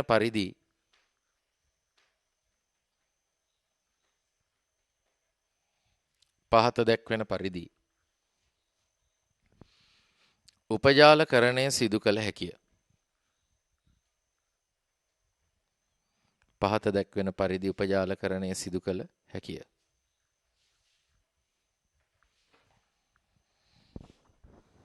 ලියන්න අලුත් රූල් එක.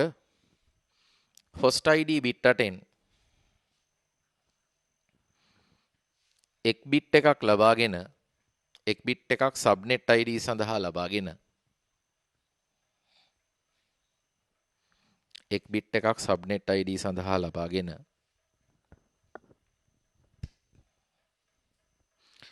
උපජාල දෙකකට වෙන් කරනු ලබයි.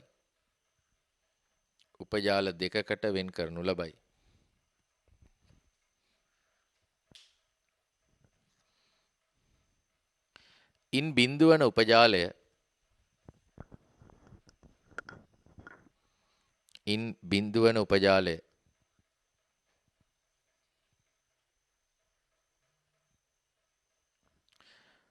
ලැබ් එක සඳහා වෙන් කරන අතර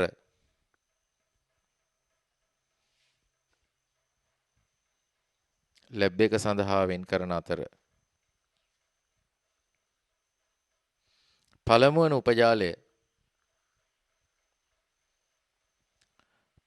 උපජාලය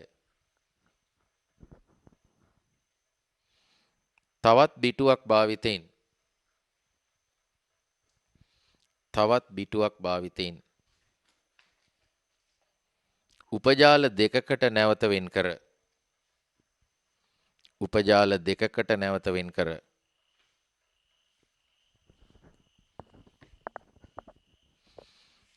ඇඩ්මින් සහ ලයිබ්‍රරි ගොඩනැගිලි සඳහා ලබා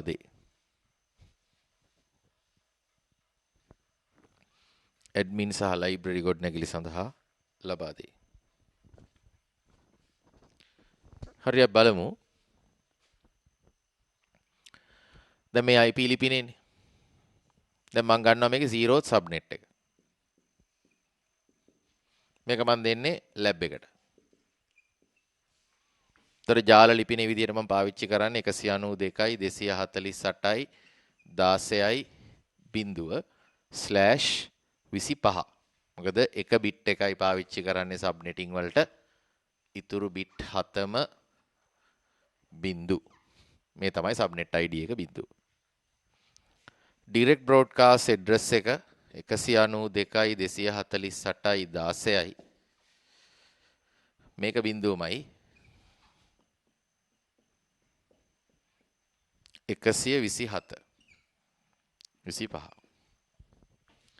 මේ ලැබ් එකේ සබ්නෙට් මාස්ක් එක විදිහට පාවිච්චි වෙන්නේ 255යි 255යි 255යි 128 කියන සබ්නෙට් මාස්ක් එක. ඔන්න මම බිඳුවෙනි උපජාලය දුන්නා ලැබ් එකට. හරි. දැන් වීඩියෝ එක පෝස් කරලා බිඳුවෙනි උපජාලය ලැබ් එකට ලබා දෙන විදිහ පරාසය ලියා ගන්නකෝ. හරි. දැන් අපි ෆස්ට් සබ්නෙට් එක බෙදලා දෙමු. ඔන්න මම ෆස්ට් සබ්නෙට් එක ගන්නවා. මේ ෆස්ට් සබ්නෙට් එක නැවත බිට් දෙකකට බෙදෙනවා. කොටස් දෙකකට. ෆස්ට් සබ්නෙට් එක ඇතුලේ මම ගන්නම් ඇඩ්මින් ඩිපාර්ට්මන්ට් එක. ඇඩ්මින් ඩිපාර්ට්මන්ට් එකේ නෙට්වර්ක් ඇඩ්‍රස් එක විදිහට මම යොදන්නේ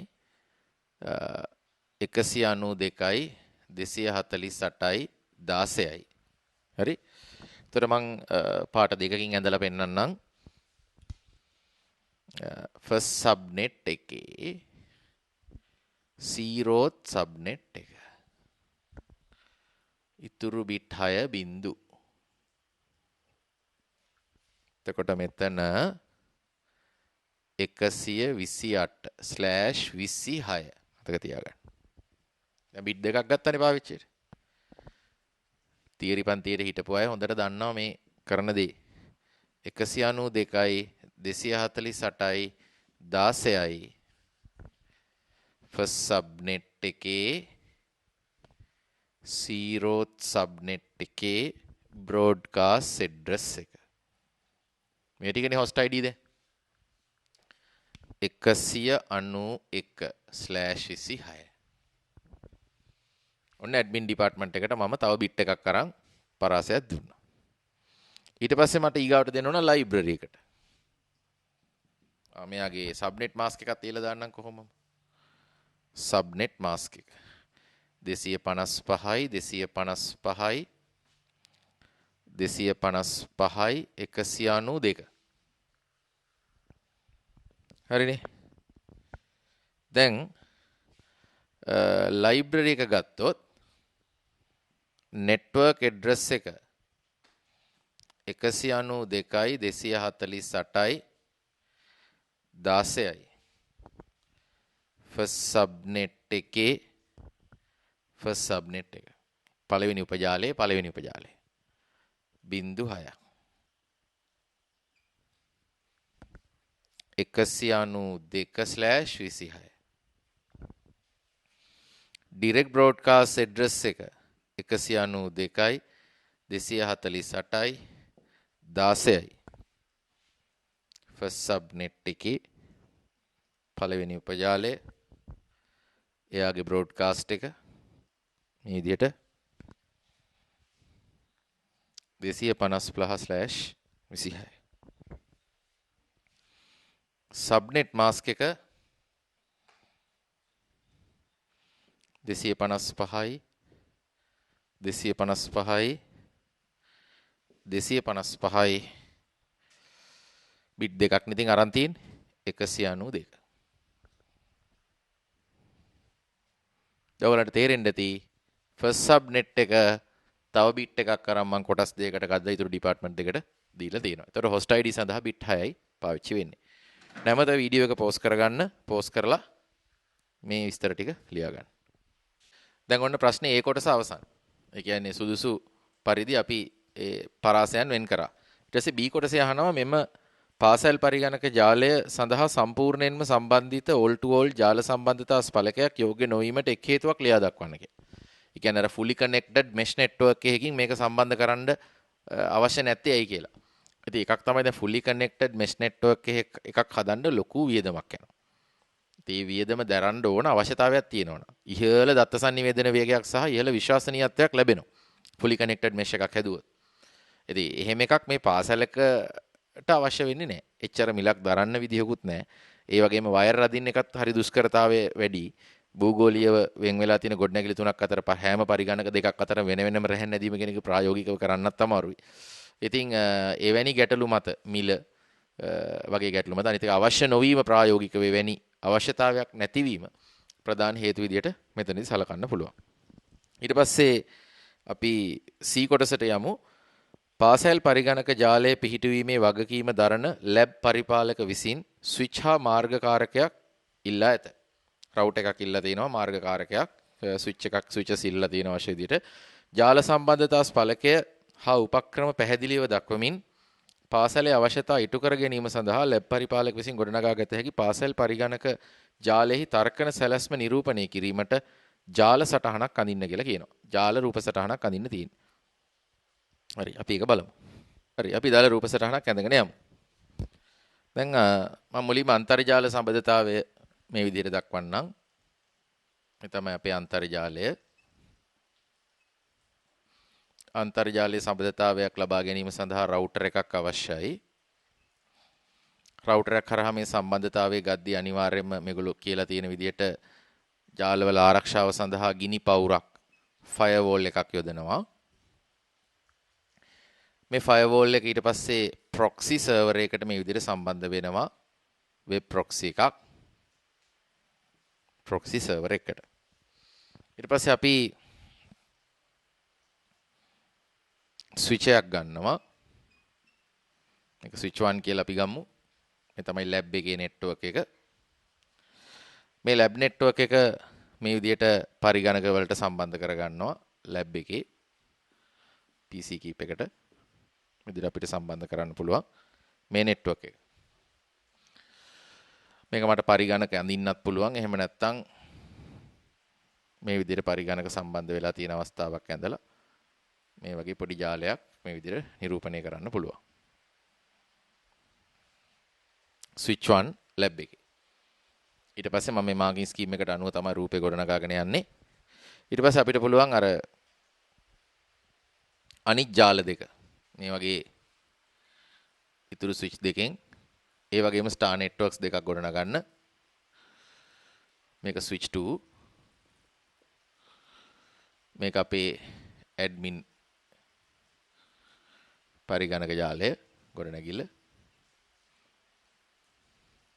ඊට පස්සේ තව ස්විච් එකක් තියෙනවා අපිට. මේක switch 3.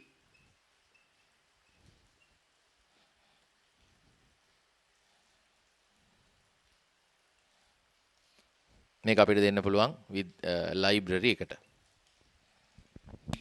ඊට පස්සේ අපිට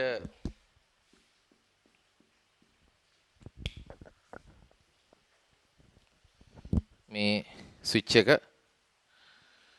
මේ විදිහට සම්බන්ධ කළ හැකි ෆයිබර් ඔප්ටික් කේබල් එකකින් මෙන්න මේ ගොඩනැගිලි දෙකට මේකත් ෆයිබර් ගන්න පුළුවන්. වඩා සාර්ථකයි ෆයිබර් කේබල් එකක් පාවිච්චි කරන එක. ෆයිබර් ඔප්ටික් කේබල්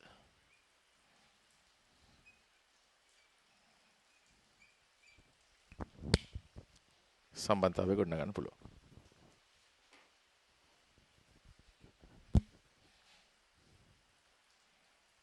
තදට පේන්න උන් ඇඳාය පාරක්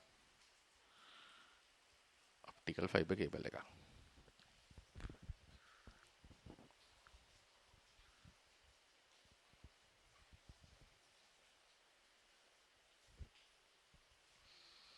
ඉතින් මෙතන අපිට ඕනනම් DNS සර්වර් එකක් සම්බන්ධ වෙලා තියෙනවා දින්න පුළුවන්. ලැබ් එකේ printer එකත් ඕනනම් දක්වන්න පුළුවන්. මේක එක නෝඩ් එකක් printer කියලා ලකුණු කරන්න පුළුවන්. ඉතින් මේකෙත් printer එකක් ලකුණු කරන්න පුළුවන්. මේකෙත් print එකක් ලකුණු කරන්න පුළුවන්. හැම එකකින් printer එකක් තියෙනවා. පොදුවේ පාවිච්චි කරන්න පුළුවන්. ඊට අමතරව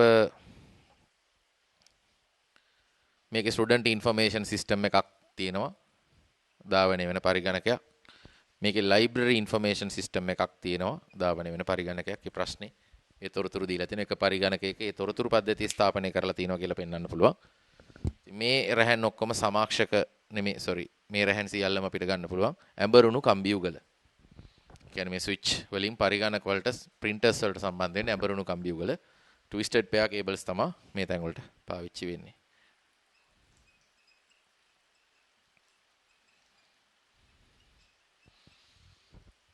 අවශ්‍ය නම් වීඩියෝ එක පෝස්ට් කරගත්ත හැකි. ඒතර අන්තර්ජාලයට සම්බන්ධ වෙන රවුටර් එකක් කරහා රවුටරෙන් ෆයර්වෝල් එකට ඇවිල්ලා ප්‍රොක්සි සර්වර් එකට ඇවිල්ලා තමයි පළවෙනි ස්විච් එකට සම්බන්ධ වෙන්නේ. ඒක තමයි ලැබ් එක. ඒකේ DNS සර්වර් එකකුත් සම්බන්ධ වෙලා තිනවා. ඊට පස්සේ ලැබ් එකෙන් තමයි අනිත් ස්විච් දෙකට ඔප්ටිකල් ෆයිබර් කේබල් වලින් සම්බන්ධ වෙලා ඊටු ගොඩනැගිලි දෙක සම්බන්ධතාවය ගොඩනගන්නේ. මේ වීඩියෝ එක පෝස්ට් කරගෙන අවශ්‍ය පරිදි ජාල රූප සටහන අදින්න. හරි. මම දැන් මේ 2019 ඔයගලන්ට මේ වෙනකොට දාලා තියෙනවනේ ටෙලිග්‍රෑම් ගෲප් එකට ඔරිජිනල් පේපර් එකත් ඔරිජිනල් මාකින් ස්කීම් එකත්. ඒකත් අනිවාර්යයෙන්ම ඕපන් කරලා බලන්න. මම නැවත වතාවක් දාලා ඇති මේ මෑතකදී. ඉතින් එතනදී මේ ජාල රූප සටහනට ලකුණු දුන්න පිළිවෙල කොටසෙන් කොටසට ලස්සනට මේ මාකින් ස්කීම් එකේ පැහැදිලි කරලා තියෙනවා. ඒතකොට ඔයගලන්ට ඒ සඳහා යම් අදහසක් ගන්න පුළුවන්.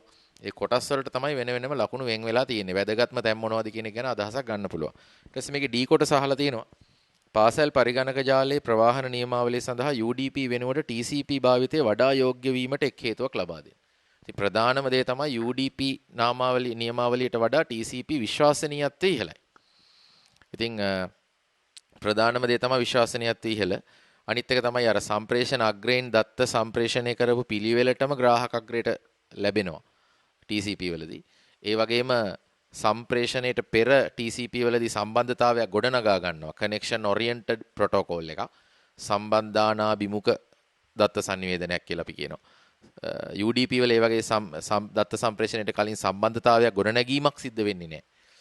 ඊට පස්සේ අර සම්ප්‍රේෂණය කරන දත්ත කාණ්ඩ සඳහා ප්‍රතිපණිවිඩ ලැබීමක් acknowledgement ලැබීමක් තියෙනවා. ඒ නිසා විශ්වසනීය දත්ත sannivedanaya ලබා දෙන්න පුළුවන් හැම අතින්ම TCP වලට UDP භාවිතා කරනවට වඩා. ඉතින් ඒවා අපි ඔක්කොම TCP සහ UDP ගැන තියරි පන්ති වල කතා කරලා තියෙනවා. නෝට්ස් බලපුවහම මේකට සාධාරණ උත්තරයක් ලබා ගන්න පුළුවන්.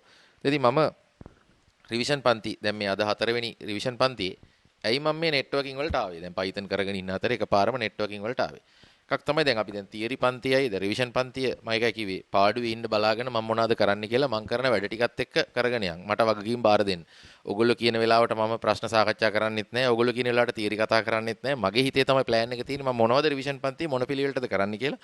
එකම දේ ඔයගොල්ලෝ මේ දවස්වල කරන දේවල් පිළිවෙලට පෙළගස්ස ගන්න. ඒ විදිහට ප්‍රශ්න පත්‍ර ටික. මම කියන දේ ළඟ තියාගන්න. ඒ වගේම ඒවා ලස්සනට වෙන් කරගන්න. ඉතින් මම මේ ප්‍රශ්න සාකච්ඡා කරන්නේ පාස් පේපර්ස්. වැඩිපුරම රිවිෂන් පන්තියේ පාස් පේපර්ස් වලට තමයි මම වැඩි බරතැබීමක් කරන්නේ. හැබැයි මේ පාස් පේපර් ප්‍රශ්න මම ගොඩක් හොඳට සාකච්ඡා කරනවා. ඒ තුලින් අලුත් ප්‍රශ්න වලට හිතන්න පුළුවන් වෙන. නිකම්ම මේ ප්‍රශ්නෙට උත්තරේ නෙමෙයි මේ සාකච්ඡා කළේ. කාලය අරන් හොඳට සාකච්ඡා කළා. ඉතින් දැන් මේ 2019 දැන් බහුවර්ණ ටිකයි, ව්‍යුහගත ටිකයි, රචනා ටිකයි ඉවර වුණාට පස්සේ ඕගොල්ලන්ට තේරෙනවා. දැන් අද මම හිතන්නේ ඕගොල්ලන්ට යම් විශ්වාසයක් තහවුරු වෙන්න ඕන. දැන් නෙට්වර්කින් පාඩම අවසානයේ දක්වාම වගේ අපි කරලා තියෙන තියරි පන්ති.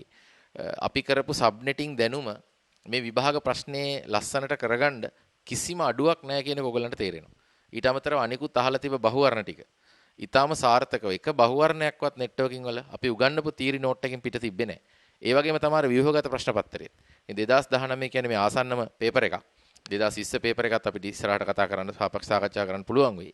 එතකොට මම 2019 සියලුම නෙට්වර්කින් ප්‍රශ්න ටික ලස්සනට සාකච්ඡා කරා. ඒත් ඔයාලා හරියට තනියෙන් ලියලා නම් මගේ සාකච්ඡාවට සවන් දුන්නේ.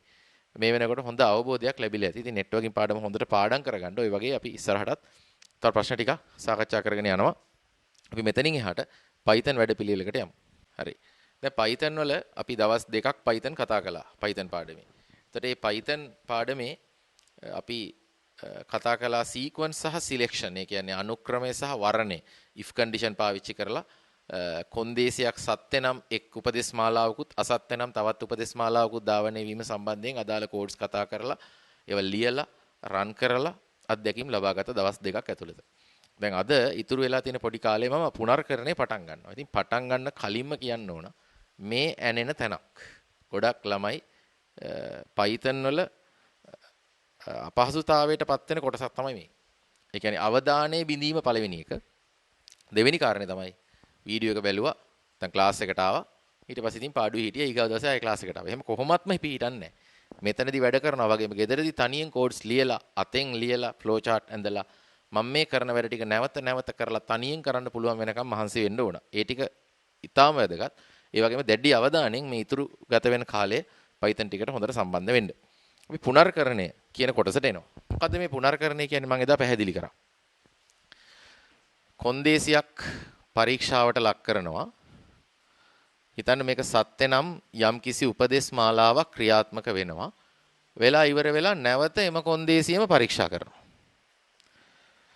මේක අසත්‍ය වුණ දවසට තමයි මේ නැවත සිදුවීම නතර වෙන්නේ.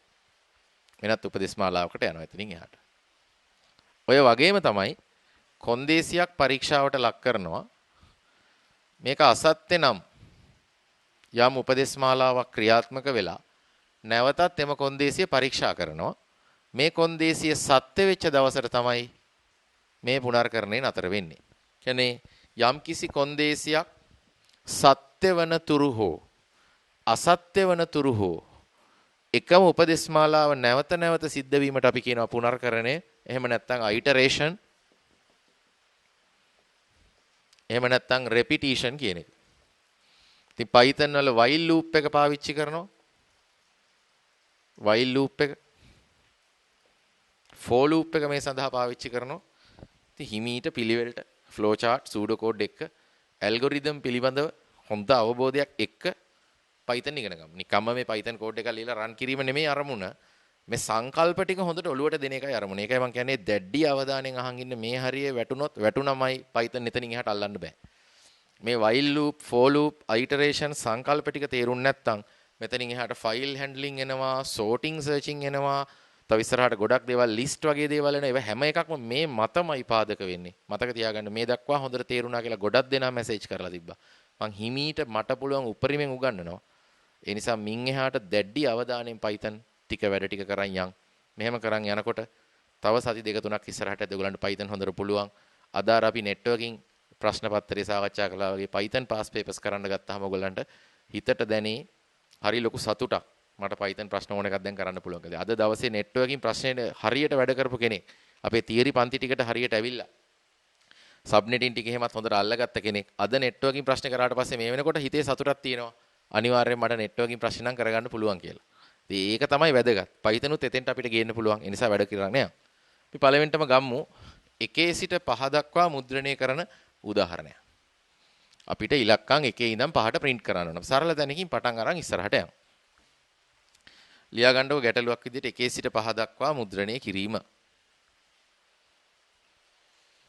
1 සිට 5 දක්වා මුද්‍රණය කිරීම. මම flow chart එකකින් පටන් ගන්නම්.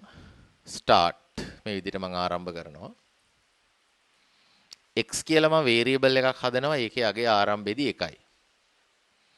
ඊට පස්සේ මම කොන්දේසියක් පරීක්ෂාවට ලක් කරනවා x වල අගේ කුඩයි හෝ සමානද 5ට කියලා. මෙන්න මේ විදිහට. මේක සත්‍ය නම් x වල අගේ මම print කරනවා.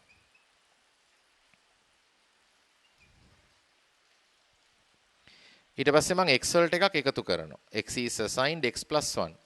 මේ x සමානයි x දාන එක එහෙම නෙමෙයි ඈ. x කොහොමද x දාන එකට සමාන වෙන්නේ? මේ කියන්නේ x වල පවතින අගයට එකක් එකතු කරලා එන උත්තරේ x වලම ගබඩා කරන්න කියලා. x කියන්නේ variable එකක්. x වල පවතින අගයට එකක් එකතු කරලා එන උත්තරේ x වලම ගබඩා කරන්න කියලා තමයි මේ කියන්නේ. ඊට පස්සේ නැවත ගිහිල්ලා මේ කොන්දේසිය පරීක්ෂාවට ලක් කරනවා. මේක අසත්‍ය වෙච්ච දවසට ස්ටොප් වෙනවා. මේ විදිහට. ඔය තමයි flow chart එක. දැන් මේක දිහා බලපුවාම x වල ආරම්භකගේ 1යි x කුඩයිද 5ට කියලා බලනවා. දැන් 1යිනේ. 1 කුඩයිනේ 5ට. yes. එහෙමනම් x print වෙනවා. මොකද්ද print වෙන්නේ? 1. ඊට පස්සේ එකක් එකතු වෙනවා x වලට. 2යි. 2 කුඩයිද 5ට? ඔව්. 2 print වෙනවා. ඊට පස්සේ x වලට එකක් වෙනවා 3යි. 3 කුඩයිද 5ට? ඔව්. 3 print වෙනවා. x වලට එකක් එකතු වෙනවා 4යි. 4 කුඩයිද 5ට? ඔව්. එහෙනම් 4 print වෙලා x වලට එකක් එකතු වෙනවා 5යි. 5 කුඩයිද 5ට? නෑ. හැබැයි 5 සමානයි 5ට. ඒ නිසා මේ කොන්දේසිය සත්‍යයි. x වලගේ 5 වෙනකොට 5 සමානයි 5ට. ඒ නිසා කොන්දේසිය සත්‍යයි. ඒ නිසා 5 print වෙනවා. 5ට එකක් එකතු වෙනවා 6යි. 6 කුඩයිද 5ට? නෑ. 6 සමානද 5ට? නෑ. එහෙනම් මේ කොන්දේසිය අසත්‍යයි නේද මේ අවස්ථාවේ? අසත්‍යයි. එහෙනම් අසත්‍යයි කියන පාර දිගේ ගිහලා ස්ටොප් වෙනවා. හරියට ඔලුවට ගියාද මේක වැඩ කරන විදිය? අහන් හිටියානම් හරියට අවධානයෙන් ඔලුවට යනවා භාවනාවක් වගේ. හැබැයි හිතේ එහෙම යන අයට Python තේරෙන්නේ නැහැ. වගකීමෙන් කියන්නේ. හරි? අන්නේ මම මේ කරපු දේ මේ ඇල්ගොරිදමේ ක්‍රියාත්මක වෙච්ච විදිහ මේ උපදේශමාලාව ක්‍රියාත්මක වෙච්ච විදිහ මම නිරූපණය කළානේ. අන්න ඒක නිරූපණය කරන්න වගුවක් ගහන්න පුළුවන්. මේකට අපි කියනවා trace table එක කියලා. trace table එක කියලා. මම මෙන්න මේ විදිහට මේ වගුව නිරූපණය කරනවා. x සඳහා ගයක් x කුඩයි හෝ සමානයි 5. ඒ වගේම ප්‍රතිදානයේ output එක මොකක්ද කියලා මම මේ වගුවේ ලියනවා. මේ වගුවට තීරු 3ක් මම ගන්නවා. පැහැදිලි? එක තීරුවක් තමයි x. ඒ කියන්නේ විචල්්‍ය. මේ සාමාන්‍ය මේ trace table එකක් අඳිද්දී flow chart එකේ තියෙන විචල්්‍ය එතෙන්ට අන්තර්ගත කරන්න ඕන. කොන්දේසියක් තියෙනවා නම් ඒ කොන්දේසිය අන්තර්ගත කරන්න ඕන. ප්‍රතිදාන අන්තර්ගත කරන්න ඕන. මොනවද දාන්නේ? විචල්්‍ය, කොන්දේසි සහ ප්‍රතිදාන. හරි? දැන් x ලගේ 1යි x කුඩයි හෝ සමානද 5? yes. කොන්දේසි සත්‍යයි. එහෙමනම් output එකට එනවා 1. x වලට එකක් එකතු වෙනවා 2යි. කොන්දේසිය පරීක්ෂා කරනවා සත්‍යයි. 2 print වෙනවා. x වලට එකක් එකතු වෙනවා 3යි. කොන්දේසිය සත්‍යයි. එහෙමනම් 3 print වෙනවා. x වලට එකක් එකතු වෙනවා 4යි. කොන්දේසිය සත්‍යයි. එහෙමනම් 4 print වෙනවා. මම මෙතන ඉන්නේ 4 print වෙනවා. ඊට පස්සේ x වලට එකක් එකතු වෙනවා 5යි. කොන්දේසිය සත්‍යයි. අවධානයෙන් බලන්න. එහෙනම් 5 print වෙනවා. x වලට එකක් එකතු වෙනවා 6යි. කොන්දේසිය අසත්‍යයි. එහෙනම් print වෙනවද මේ පාරේ ගිහිල්ලා? නෑ, stop වෙනවා. මෙන්න output එක මෙන්න මේ column එකේ ලස්සනට නිරූපණය වෙනවා. x වල අවසාන අගය තමයි 6. x නතර වෙන්නේ 6න්. x වලගේ 6 වෙච්ච හින්දා තමයි මේක නතර වුනේ. නැත්නම් මේක නතර වෙන්නේ නෑ. හරි? ඒතර හොඳට මතක තියාගන්න. මේ loop එකක්. මේ වගේ එකට අපි කියනවා loop එකක් කියලා. මෙන්න මේ කොටසට අපි කියන්නේ loop body එක කියලා.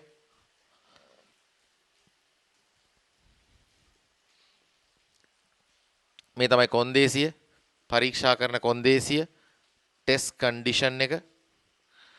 මේ තමයි ආරම්භක අගය. ඉනිෂියල් වැලියු එක. මේ තමයි ආරම්භක අගය. හරි. එතන මෙන්න ෆ්ලෝ chart එක. මෙන්න ඒක ක්‍රියාත්මක වෙන විදිහ නිරූපණය කරපු වගුව. trace table එක හස්තානුරේඛනය.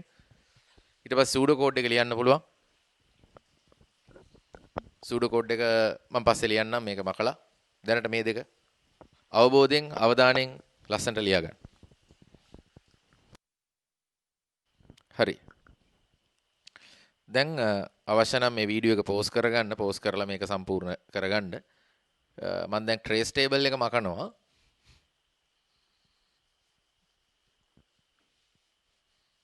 මම මෙතන ලියන්නම් ඉස්සෙල්ලාම සූඩෝ කෝඩ් එක.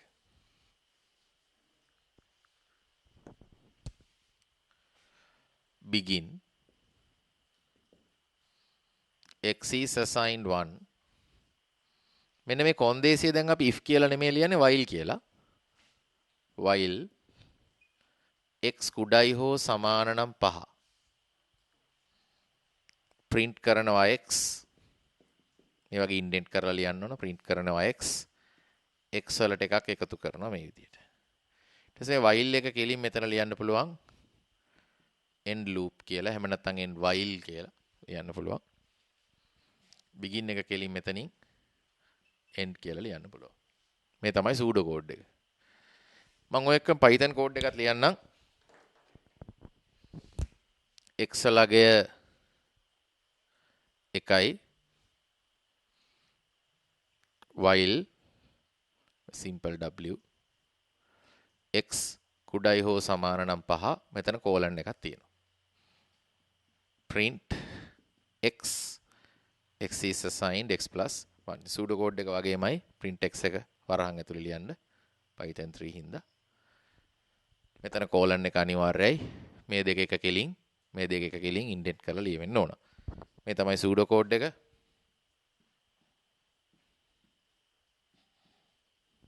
මේ තියෙන Python code එක.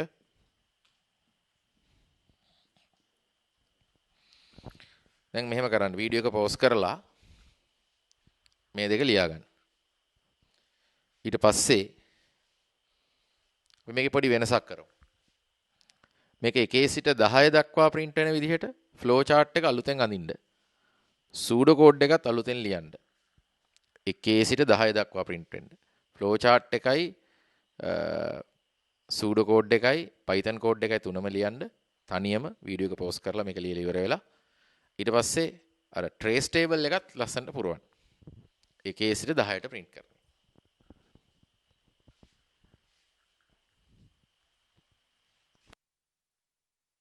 හරි. දැන් ඔන්න මම මේ flow chart එක වෙනස් කරනවා 10 දක්වා print වෙන්න. මෙන්න මෙහෙම 10 කරා නම් හරි මෙතන. x කුඩයි හෝ සමානයි 10. ඒතකොට 10 දක්වා print වෙනවා.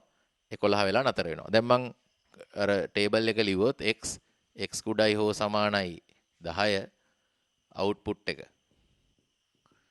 x වලගේ එකෙන් පටන් ගන්නවා කොන්දේසිය සත්‍යයි 1 print වෙනවා. 2යි කොන්දේසිය සත්‍යයි 2 print වෙනවා. 3යි කොන්දේසිය සත්‍යයි 3 print වෙනවා. 4යි කොන්දේසි සත්‍යයි 4 print වෙනවා 5යි කොන්දේසි සත්‍යයි 5 print වෙනවා 6යි කොන්දේසි සත්‍යයි 6 print වෙනවා 7යි කොන්දේසි සත්‍යයි 7 print වෙනවා 8යි කොන්දේසි සත්‍යයි 8 print වෙනවා 9යි කොන්දේසි සත්‍යයි 9 print වෙනවා 10යි දැන් එක්සලගේ 10 වෙදි 10 10ට සමානයිනේ කොන්දේසි සත්‍යයි 10 print වෙනවා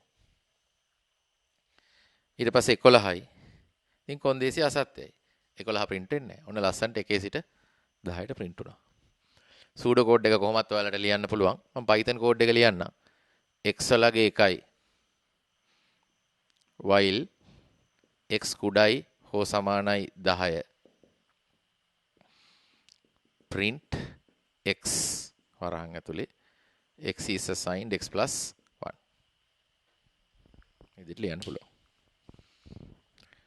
නැවතත් වීඩියෝ එක පෝස් කරගෙන ඒ trace table එකයි Python කෝඩ් එකයි ලියා ගන්න සූඩෝ කෝඩ් එක ඔයගලන්ට මේ ඇසුරින් ලියන්න පුළුවන්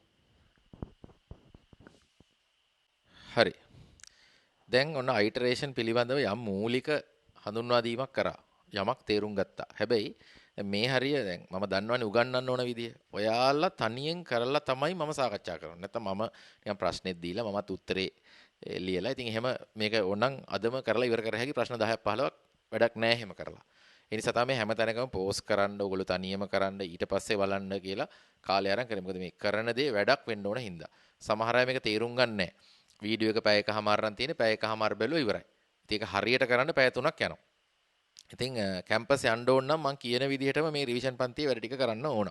නැත්තම් ඉතින් ඔය බැලුවට කමක් නැහැ. ඊගාවට දැන් මේ ඉගෙන ගන්න Python කියලා හිතන්න එපා. මේ Python කියන ලැන්ග්වේජ් එක දාලා තියෙන්නේ ඔයාලට පරිගණක ක්‍රමලේඛන ශිල්පය උගන්වන්න. ප්‍රෝග්‍රෑමින් කන්සෙප්ට්ස් උගන්වන්නයි මේ Python දාලා තියෙන්නේ. ඉගෙනීමේ අරමුණ Python නෙමෙයි ප්‍රෝග්‍රෑමින් ඉගෙනීමයි මේකේ අරමුණ. Python කියන භාෂාව ප්‍රෝග්‍රෑමින් ඉගෙනීම සඳහා භාවිතා කරලා තියෙනවා. දැන් ඔයගලන්ට ඩ්‍රයිවිං උගන්වන්න ඕන නම් මොකක් හරි වාහනයක් තෝරගන්න එපා උගන්වන්න. අන්න ඒ වගේ Python භාෂාව තෝරගෙන තිනවා වඩාත් සුදුසුයි පහසුවෙන් ඉගෙන ගන්න පුළුවන් නිසා ඒක හොඳ තේරීමක් උසස් පෙළ සඳහා ප්‍රෝග්‍රෑමින් උගන්වන්න. ඉතින් මේ උත්සාහ දරන්නේ ප්‍රෝග්‍රෑමින් උගන්වන්න. ප්‍රෝග්‍රෑමින් පුළුවන් වුණොතින් ඔයාලට Python නෙමෙයි වෙන ඕන ලැන්ග්වේජ් එකක් තනියෙන් වැඩ කරන්න පුළුවන් වෙනවා. ඩ්‍රයිවිං පුළුවන් නම් ඕන වාහනයක් එළිය හැකියි. ඒ නිසයි මම මේ ෆ්ලෝ chart ඇඳලා trace table ඇඳලා pseudo code ඇඳලා පැහැදිලි කර කර බෝඩ් එකේ ලියලියා කරන් යන්නේ. නිසා මේ වැඩේ හිමීට ටික ටික ඔලුවට දාගන්න ඕන. දැන් මම ප්‍රශ්න ටිකක් දෙනවා ඔයාලට. මේ ප්‍රශ්න ටික ලියාගන්න ඒ ටික ගෙදරින් හොඳට නිදහසේ ෆ්ලෝ chart එකත් අඳින්න, pseudo code එකත් ලියන්න, trace table එකත් ලියන්න, ඒ වගේම Python code එකත් ලියන්න. ඔය ඔක්කොම කරන්න ඕන. ඔය ඔක්කොම කරන්න හොඳට ටයිම් අරන් මේ සතියේ කරලා ඊගාව රිවිෂන් එකට සම්බන්ධ වෙන්න අපි සාකච්ඡා කරද්දී බලාගත්ත හැකි. හරි? ලියාගන්න ඊගාව ප්‍රශ්නේ අපි අර Python කෝඩ් විදිහට ලියාගෙන ආපු හින්දා ඒකට ඒ අංක ඒ විදිහටම දාන්න පුළුවන් කැමති නම් එහෙම නැත්නම් 1 2 3 දැම්මත් නැවත කමක් නැහැ.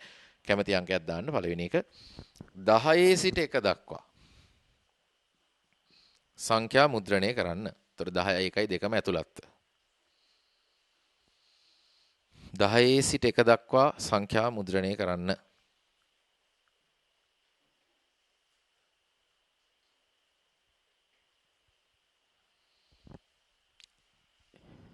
ඊගාව එක බිඳුවේ සිට 10 දක්වා ඉරට්ටේ සංඛ්‍යා මුද්‍රණය කරන්න.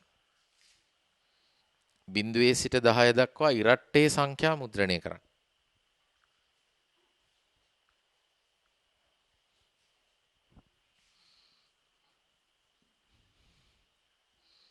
තුන්වෙනි උදාහරණේ බිඳුවේ සිට 10 දක්වා ඔත්තේ සංඛ්‍යා මුද්‍රණය කරන්න.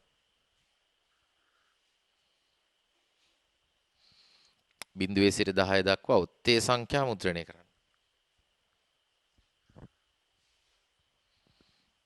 හතරවෙනි ප්‍රශ්නේ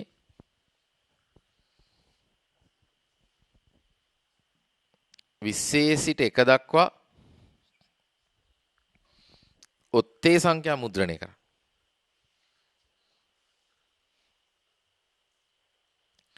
20 සිට 1 දක්වා ඔත්තේ සංඛ්‍යා මුද්‍රණය කරන්න.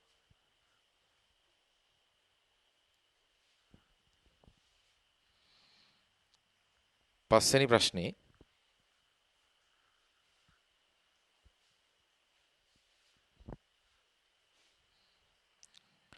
එකේ සිට 5 දක්වා සංඛ්‍යාවල එකතුව ලබා දෙන්න. එකේ සිට 5 දක්වා සංඛ්‍යාවල එකතුව ලබා දෙන්න. ඒ කියන්නේ 1 ධන 2 ධන 3 ධන 4 ධන 5 කියන උත්තරය හොයන්න ඕන. ඔන්න ප්‍රශ්න 5. මේ ප්‍රශ්න 5 මම බලාපොරොත්තු වෙනවා මොනවද? හැම එකකම ෆ්ලෝ chart එක. දෙවෙනි එක trace table එක. හස්තානුරේඛනය. තුන්වෙනි එක pseudo code එක. හතරවෙනි එක Python code එක. මේ හතරම ටයිම් අරන් උත්තර නිදහසේ තනියෙන් හිතලා තනියෙන් වැරදුනාට කමක් නැහැ උත්සාහ දරන්න. නැත්තම් කවදාවත් ඔයාලට තනියෙන් කෝඩ් ලියන්න බෑ. ඊට පස්සේ මම ඊගව ක්ලාස් එකේ ලස්සන්ට මේ ටික සාකච්ඡා කරනවා. සාකච්ඡා කරද්දී ලස්සන්ට කොට දාගමු. ඉතින් මම හිතනවා උපදේශ මාලාව හරියට තේරුම් ගන්න ඇති කියලා. ඉතින් මට හිතෙන විදිහට තමයි මම ඉස්සරහට වැඩ කරන්නේ. ලබන සතිය මට හිතුනොත් 2018 නෙට්වර්කින් ප්‍රශ්න කතා කරાવી. එතකොට OS ප්‍රශ්න කතා කරන්න හිතුනොත් OS ප්‍රශ්න කතා කරાવી. මොකද දැන් තියරි පන්ති OS පාඩම ඉවරයි. 19ම OS කතා කරાવી. මොනවා හරි කරන දෙයක් ඒ පන්තියේදී බලා ගන්න පුළුවන්. හැබැයි ඔයාලා ගාව මොකක්ද තියෙන්න ඕන? පාස් පේපර්ස් ටික ළඟ තියෙන්න ඕන. ඊට අමතරව මම මොන හරි විශේෂ දෙයක් එවනවා නම් මම Telegram group එකෙන් එවලා තියෙනවා. සියලු උපදෙස් Telegram group එකේ ටච් එකේ ඉන්න අනිවාර්යෙන් රිවිෂන් පන්තියට කලින් මේ දේවල් මොන හරි ડોකියුමන්ට් එකක් ප්‍රශ්න පත්‍රයක් එවලා තිබ්බොත් ඒක print out එකක් අරන් තියාගන්න. එහෙම නැත්නම් මේ ප්‍රශ්න ටික print out එකක් ගන්න බැරි නම් වෙන device එකකින් phone එකකින් computer එකෙන් open කරලා පන්තිය වෙලාවේ තියාගන්න. ගෙදරින් කරන්න කියලා යමක් ලියලා දුන්නොත් ඒ ටික ගෙදරින් කරලා උත්තර ටිකත් එක්කලා හැත් වෙලා ඉන්න. උපදෙස් දෙන විදිහට රිවිෂන් පන්තියත් එක්ක සම්බන්ධ වෙමු. එක දිගටම Python කරන්නෙත් නැහැ, එක දිගටම networking කරන්නෙත් නැහැ, එක දිගටම database කරන්නෙත් නැහැ.